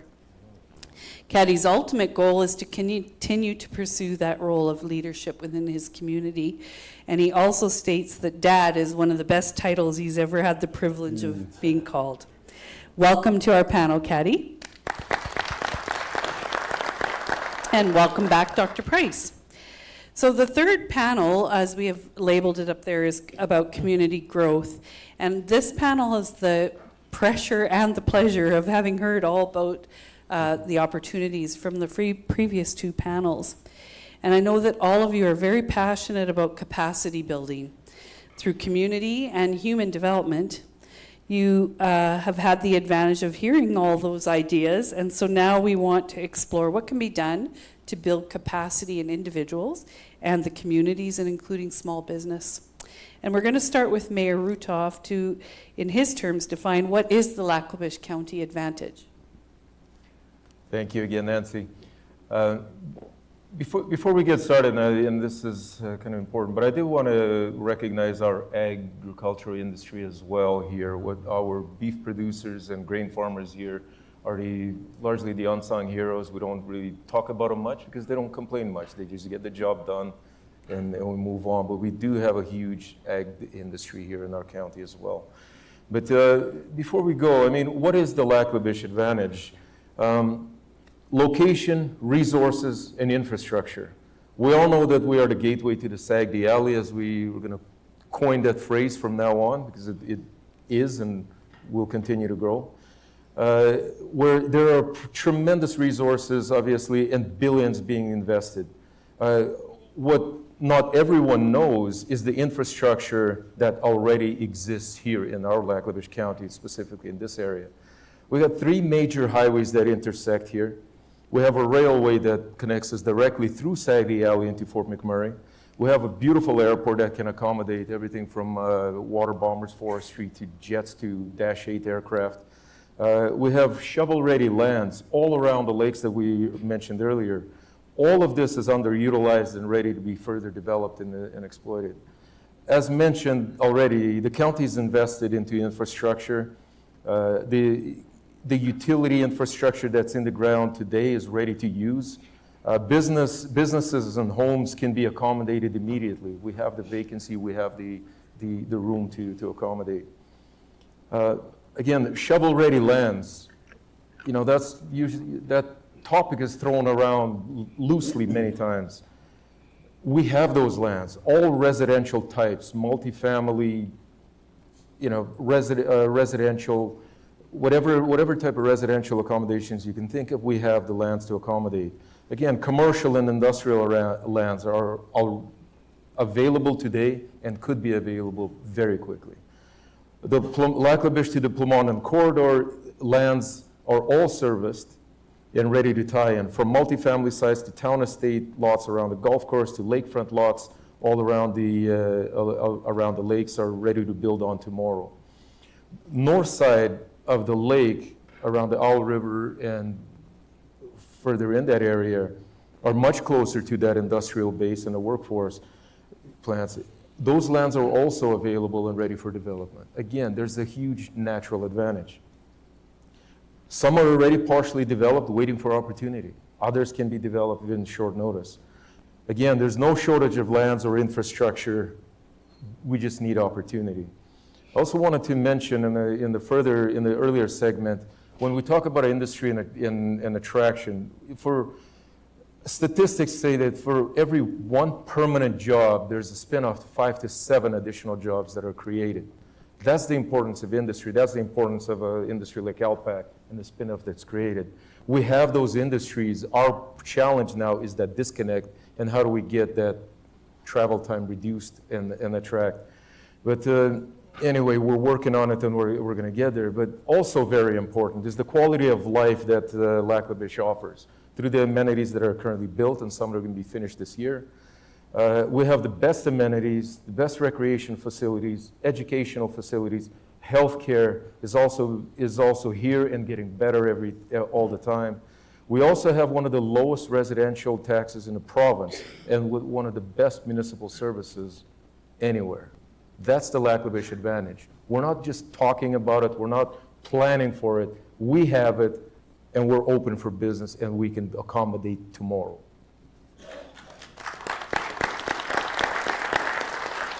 Bob, given all the work that Alberta Hub has done looking at the advantage of the region, I wonder if you want to go next.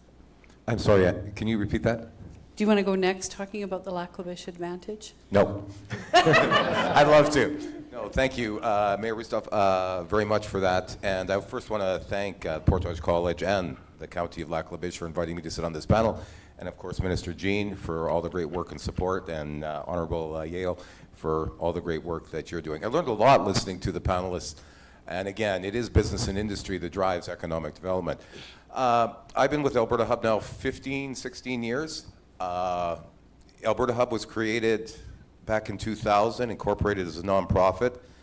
And it all started with one community reaching out to the other community saying, you're trying to do the same thing we're trying to do.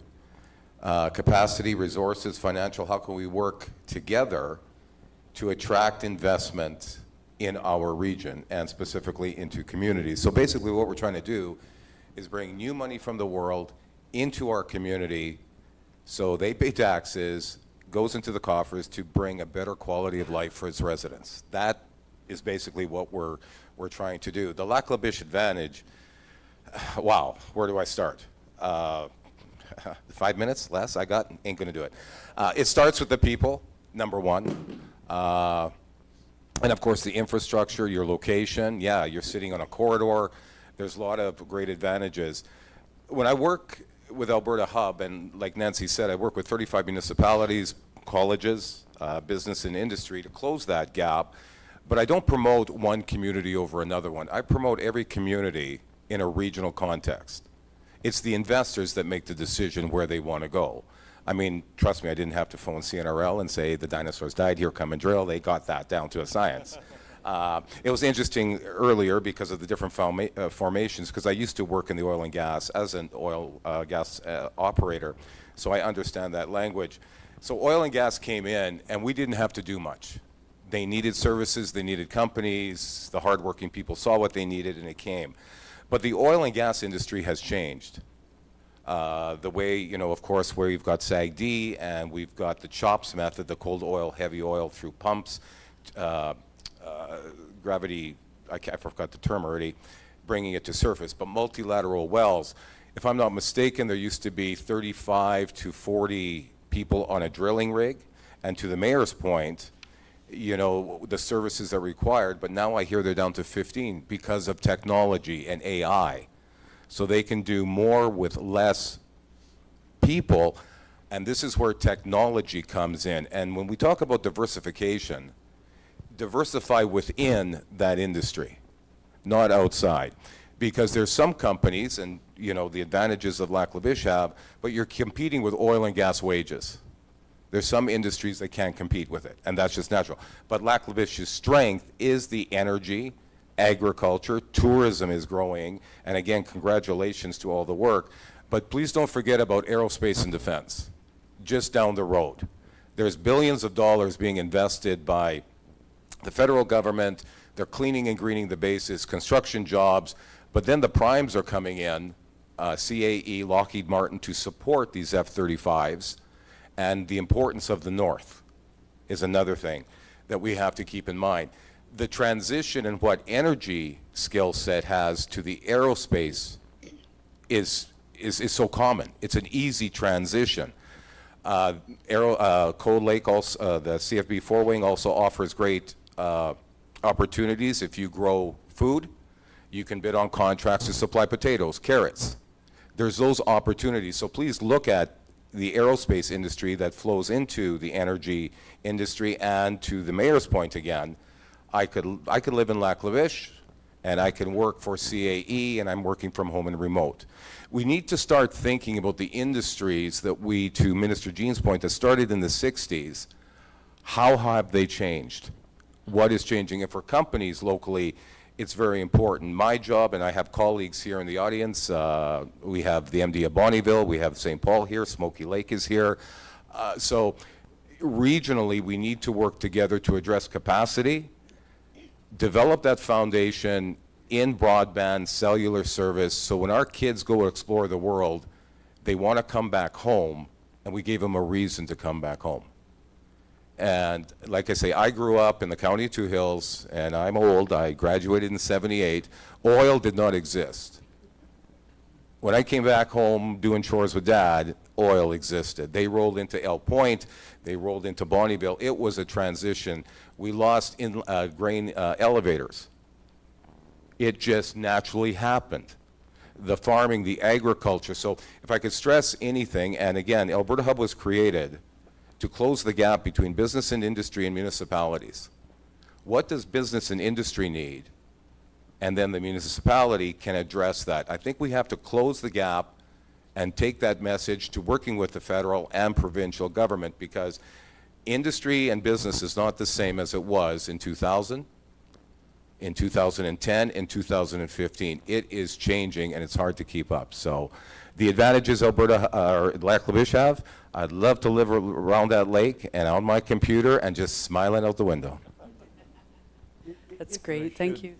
If I could say that, something that was brought up here, and Paul, I think you've done it very well, if I could say that, is, you know, supply what businesses need and they will come is a much better philosophy than supply what you think businesses want and wait for it to happen. And too much, you know, and I'll tell you, the planning department in Fort McMurray, I've been working with them for a long time, and I won't slag them, but you know, they too often focus on the big oil sands $30 billion, $20 billion project instead of what's this little local project going to do for the local community. Our planning and development, our regulations in Alberta should be open wide for businesses so that businesses can come and invest. Because, I mean, I don't know about you, but I don't have a great opinion on everybody's what you should do. but I certainly know how you should do it. You should do it safely, and you should make sure you hire people properly and pay proper wages. But whether you create a circus or a widget factory, is that really any of my business as a planning and development officer? I don't think it is. I think it's council for sure, but we should be open.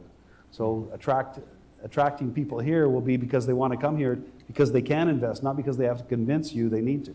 Sorry, I just wanted to add that. I'll just point out one more Lac-La-Biche advantage. We have the fiber in the ground and we're connected, our entire municipalities with fiber. So if you want to work from home, or any industry wants to set up an office here, or have their employees work from home, this is the place to do it. So we are connected and we have the fiber. And two, I just want to say this about Lac-La-Biche. Not just fiber, you got a fiber trunk that goes all the way up the east side of the province. You have a gas line, a major gas line that goes all the way up the east of the province. You have a electricity line, a hydro line that goes all the way up the east of the province. You have highways, and you are hopefully going to get soon a carbon capture trunk line that will go up the east of the province. And you may say, well, what do those mean? Well, you could have factories or businesses all the way up and down Highway 881 that take advantage of every single one of those things, because along with rail, you don't need anything else except for an ocean. Every single competitive advantage is right here in Lac-La-Biche and along the corridor. Bonnyville, Cold Lake, all those communities have it. I just wanted to say one other thing, and not to put a downer, because the opportunities, Alberta Hub also focuses on the barriers to investment. I know I might open up a can of worms when I say this, but who is happy with our electricity rates? Now, why do we have high electricity rates? We know it's distribution, because we live far apart, the grid, all the infrastructure we need there. And I know the message to the provincial government is we need to address that, because when companies are looking, they say, okay, Bob, what are your transportation logistics? Again, the mayor for Lac-La-Biche nailed it. You are on the Eastern Alberta Trade Corridor, Highway 36. That connects you to U.S. and Mexican markets. You intersect with Highway 16 and Highway 1 that gets you to Asian markets. So that's your value proposition. But we need to face the fact, the cost of electricity, commercial lending. I don't know how many businesses, when you go for a loan, there's these items. So we don't want to hide those barriers at the same time, but we have to address them. And like I say, I work across 10 counties. Everybody's got the same issues. It's regional collaboration, working together. So I admire communities like Lac-La-Biche when they reach out to other communities to say, hey, we're going to get our message to the government, and we go as a collective group. I cannot stress the value. It's not one voice, but when you put 35 municipalities plus First Nations and Métis saying the same message, that carries a lot of weight. Thank you, Bob. And if there's businesses needing money, as a member of Community Futures, I'll put my hand up. We want to give you money. I want to let you know that there is news coming about the distribution rates in northern Alberta, and it's true that all around Edmonton and Calgary and south in the north, we pay double the price for distribution, and that's because of the isolation, but the government, under the Premier, has directed the Minister of Affordabilities to do something about it, and quickly. So you'll hear it very soon. Oh, that's great news. Thank you. I'm just going to move to our next question, and then we'll be able to keep the conversation going. But I wanted to offer an opportunity to Dr. Price and Mr. Caddy Blood to talk about, and then MLA Yao, if you could also start us off on this idea of empowering small businesses, empowering individuals, so that they can develop and create businesses. So who would like to go first? You want to go, Caddy? Sure, I can do that. First of all, I want to say thank you, Nancy, and thank you to my friends here for inviting me and to be a part of this great thing. This needs to happen a bit more in this region. There's a lot of people here that are interested in what's going on, and being a lifelong member and resident Lac-La-Biche, and actually I'm from Heart Lake First Nation, proud member Heart Lake First Nation, but I've lived and grew up here, and everything that has happened in my life happened in Lac-La-Biche, and to watch it grow, it's been such a pleasure. And to look at it from the other end, what is needed here for the people? What do the people need in this area, right? Small businesses deserve an opportunity, and they need the support of everybody in this room, right? Small businesses, the job seeker in particular, needs access to services and supports. That's why it's such an honor for me to work for an organization that helps and its main priority is helping the people and helping people basically achieve self-sufficiency. That's a big thing.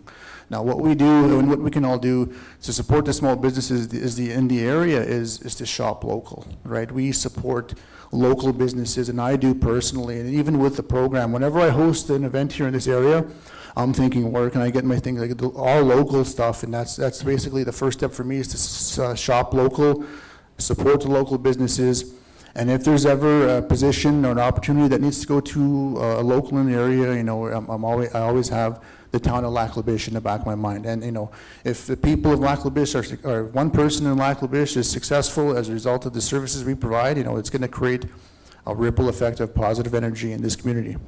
Thank you. Who would like to go next? Go ahead, Dr. Price. Go ahead, Dr. Price. Well, yeah, thanks, Tanny.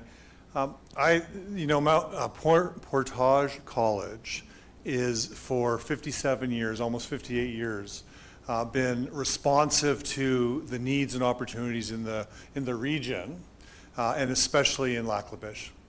We look for opportunities to do the types of things you're talking about, to help local businesses, to help municipalities. Through our continuing education, can we provide professional development? Where are there places where ongoing upskilling, retraining can happen? And absolutely, we're wanting to help prepare learners for their next path of education, whether that's high school upgrading, whether it's someone that's going back to school and wanting to learn something new. But the opportunity to help support the development of the trades. Portage College is so proud of our trades programs, whether it's developing future electricians, welders, steam and pipe fitters, heavy equipment mechanics, carpenters, and we're so proud of our power engineering and the contributions that we can do with our power engineering graduates, and then again upskilling to third class, second class power engineers that are making contributions to the oil and gas in the region. And of course, supporting local businesses, absolutely. I think Caddy's call to shop local and support our businesses is so essential, and Portage College is doing our best to do our part in that regards and reinvest in the community. And building on what some of the things Bob mentioned earlier, across the region, where are there synergies? Where are there things that we can work together with, whether for us it might be Cano College, it might be Lakeland College, and absolutely where are there opportunities to support businesses, municipalities, and those people that are wanting to invest in the community. The final thing I'll say though is that since I've arrived, I have this echo in my ear that will not stop, and it's mostly Mayor Rutoff's voice, but it is some of the other councillors. All of them, but Councillor Norton is one of the loudest.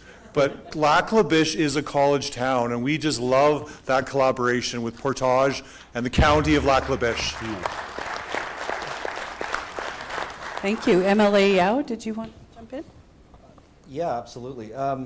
First off, I think we all have to acknowledge that Alberta has a very good environment for business. We have the lowest corporate taxes. We have reduced a lot of the red tape. People have come to this province compared to other provinces and reiterated that it is much easier here to start businesses. And one thing I have to acknowledge is that Mayor Rutoff explained is that you have a lot of amenities here in this region, a lot of natural, the lakes and everything else, and you have the infrastructure and the space to grow. Under the Northern Alberta Development Council, I toured all of Northern Alberta last year, and we developed a report. I think it was released, or if not, it will be released soon. It's under the NADC, Northern Alberta Development Council. One issue that most communities have in the north is they don't have the capacity to grow. They don't have the money to build that infrastructure that you guys already have in the ground. They don't have the fiber, as an example, yet in their communities. They don't have a lot of the assets that you have. And you guys have to really brag about it. Your school systems here, I see you have some school trustees here, and your schools here actually have a very good reputation. You don't talk about that enough. Dr. Price, in this institution, I don't know if you realize that, but our post-secondaries, one of their mandates is economic development. He's here, he's ready to help you, any businesses, with the education that they require to have that trained workforce. So you have a lot of amenities here. What you need to do is to develop that, if I could give advice, something that helps you to recruit all these groups. And the analogy I use is hockey players. The NHL, like the Edmonton Oilers, when they're trying to recruit free agents, they literally tour them around the town. They literally show them the schools because these hockey players want to see what their kids will have available to them in regards to schooling, to amenities, to extracurricular activities, and all that sort of stuff. And they do a great job. And part of the reason why they might be able to recruit a good hockey player is because of those amenities. You have all those amenities here. You need to put it all together. And you can use that tool, whether it's recruiting businesses or health professionals, like doctors and nurses. That's a big thing right now, is every province is really fighting each other over these. We're literally cannibalizing each other right now for health services. Fortunately, we're one of the richest provinces. We're doing a better job of that than most other provinces in attracting those health professionals. But we can do much more, including in this region, to attract a lot of those, not only the business professionals and those small businesses, but other much needed professionals here. That's wonderful. I know Minister Jean wants to get in there, and then Mayor Rutoff, please. I never quick when it comes to talking about businesses, but I would like to talk about just the college itself. And I know that many of you may not recognize it, but you have one of the most successful colleges in the entire province. And I have to give kudos to Nancy and to others. You probably don't realize it because when you live there, you don't see it. But the truth is I see all of them. And I think you have the most successful one that I am involved with for sure. Just to let you know as far as your programs, what you do and the ability to do it. But small businesses, I don't know if you're reading the same newspapers I am, but you know, there was an article that came out 2 weeks ago, 10% of the businesses have closed down in Canada in the last 3 years. Well, folks, that doesn't include, that's small businesses, that doesn't include all the people that haven't re-signed leases. I've owned and operated more than a couple of dozen businesses, and it's the hardest time I remember in 40 years of operating a business. And I will tell you this, I don't know who's in small business here, but I'm looking to sell a couple, so if I got 7 of them right now. I got 7 businesses right now. If you want to buy a couple in Fort McMurray, it's tough. It's tough, and the best thing government could do is get out of the way and change the regulations so we're not there in the first place. Every time we bring a new regulation in, it seems to add more and more weight, and it doesn't matter how much tax you're paying. If it's the lowest in the country, if you're not making any money, you're not paying anything. And we have a terrible environment for businesses, and we do right across the entire country and the free world. So unless we start to take that seriously, how many people own a restaurant here? 40 years ago, 50% of you would have raised your hand, right? How many people own small businesses here? Yeah, like the other 30% would have raised their hand 50 years ago too. I mean, it's a tough time to do it. And what I would say to you is contact the Alberta government and the local municipal government and say, get rid of your costs. Like if you think, you know, every year paying a $300 license fee is a good thing, well, maybe it should be $5 because those little things matter. And my payroll in Fort McMurray for the last 30 years is, for my own businesses, is $1 million. And I've never had a harder time in my life, and I'm thinking seriously, as some of the people in the audience know, I've been in business there a long time, and it's the hardest time I've ever had. And I don't even manage it anymore, but I see the numbers, and it's brutal. So if you can find a solution, I would say solution is remove the rules and all the costs you have, because I think next year you're going to see another report. Another 10% of the small businesses have closed in Alberta and across Canada. I read the bankruptcy reports, and I'm a geeky lawyer. And I will tell you, it's depressing out there. And Alberta is the best out of all of them. And if our energy industry doesn't take hold, we're in trouble. Yeah. Thank you. I think I see a little sign over there that says something about WRAP. But yeah, it's just conscious of time here. Time flies by. But I wanted to leave it on the message that we understand the challenges of small businesses and the competitors, the box stores and everybody that we all desire, but the impact it has on the small communities is great. But we're not, you know, we practice what we preach through council. Councillor Norton has even, you know, we talk about buy local, hire local. Well, we're pushing that agenda as well. And, you know, we have to work within, obviously within the within the rules and the legislation, but we're trying to pass even a county to buy local as much as possible wherever that is. So we're going to practice what we preach, support our local businesses, and through whatever options that we're going to explore further, whether it's taxes, incentives. We do have a business improvement incentive, but I think we can truly build, utilize our revenues that we generate today and support our small businesses through every means possible and grow to begin with. So that's all I had to say on that front. But on the closing, how do we get our message out there that Lac La Biche has all these resources and we're positioned for growth? Well, we need community champions. We need people out there. Any one of us in this room, that when you're traveling, when you're talking to people, tell them what you got. Where do you live? What do we have? And promote. And that's where the message goes. If you're a champion of your community, that messages go. We can advertise. We can put as many radio ads or TV ads as it is. That goes on in ears. It's when one person tells another and another of what we have here to offer, that goes a long way. So be community champions, and that's where it begins. Thank you, Mayor Rutoff. We're going to take one last question, and then we're going to do a quick wrap-up and get over into Wanska. Yeah, I think you got a mic now. Do you have a question? I do, yes. Okay, you go ahead. More so a comment. Thank you, Nancy. Can the panel touch on the economic corridor that the improvements to Highway 881 will bring for the region? Sure, I'd love to, if you don't mind me taking that question. I've been working on that file for quite a period of time, and primarily because we have about 700 trucks a day go through Fort McMurray with sulfur. There's a lot of traffic.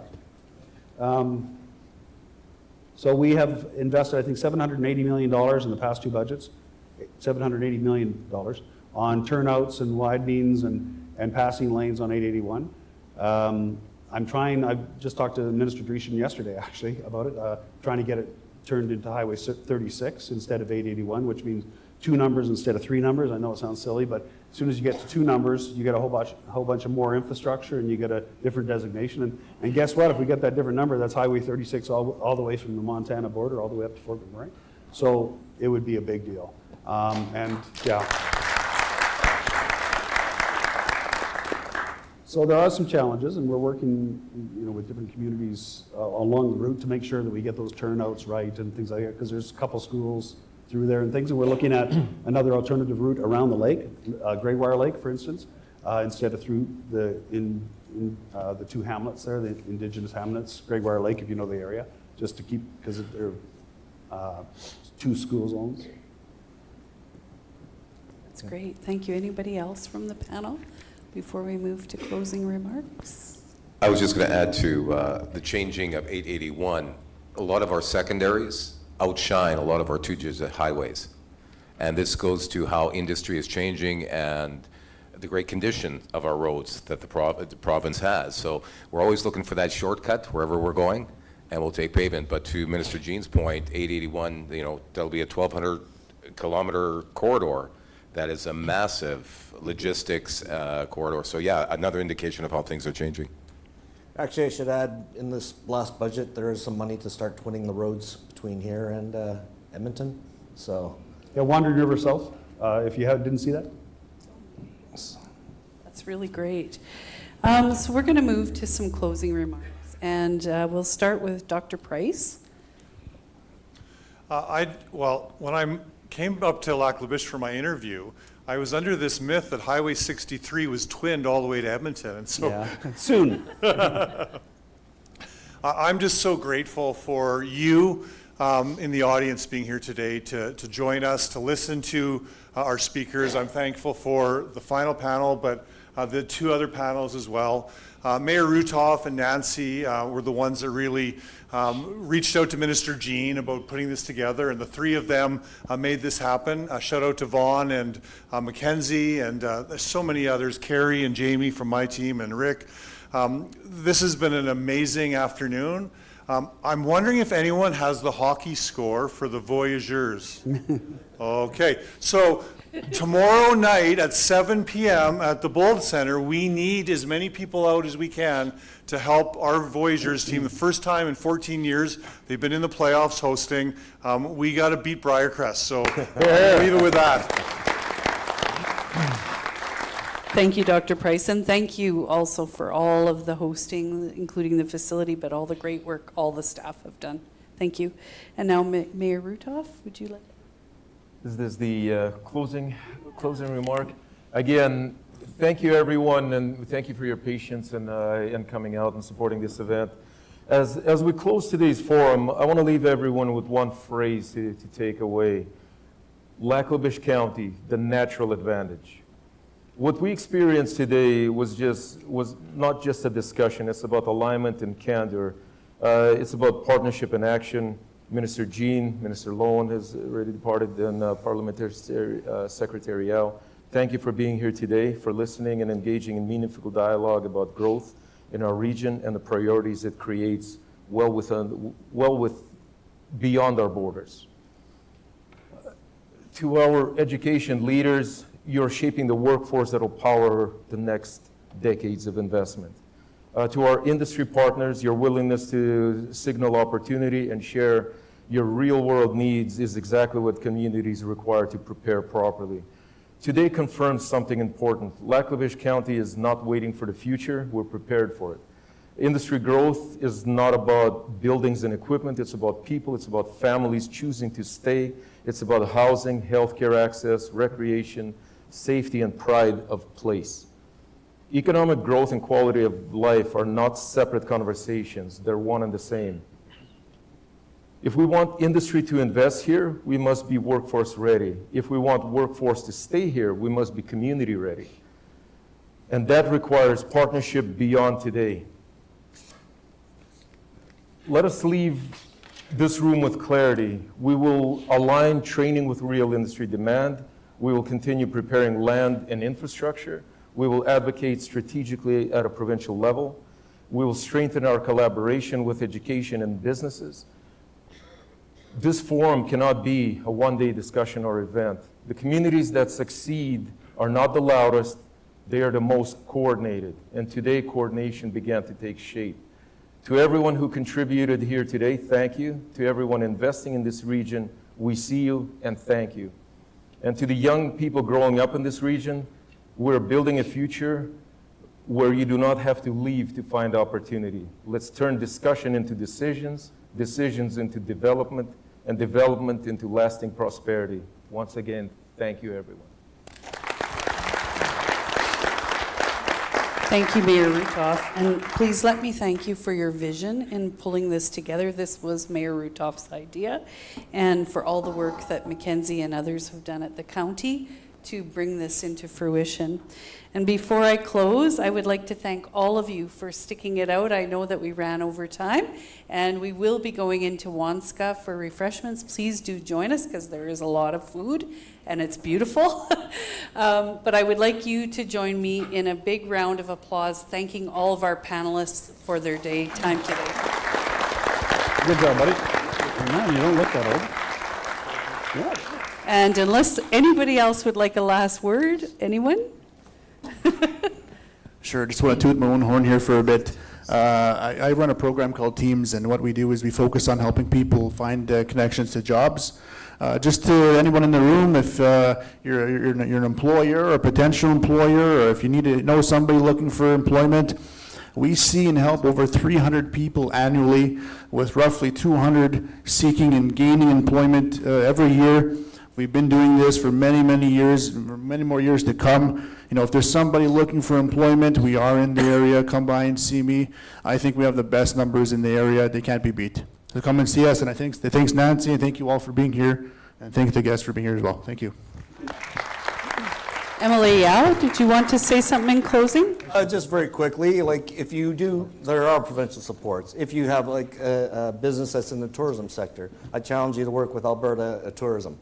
They can provide you with a lot of networking and other opportunities to advertise. If you have an invention or something like that, there's Alberta Innovates will literally help you develop that invention, whether it's in the oil field service or agriculture, whatever, it doesn't matter. They'll help you develop your technology.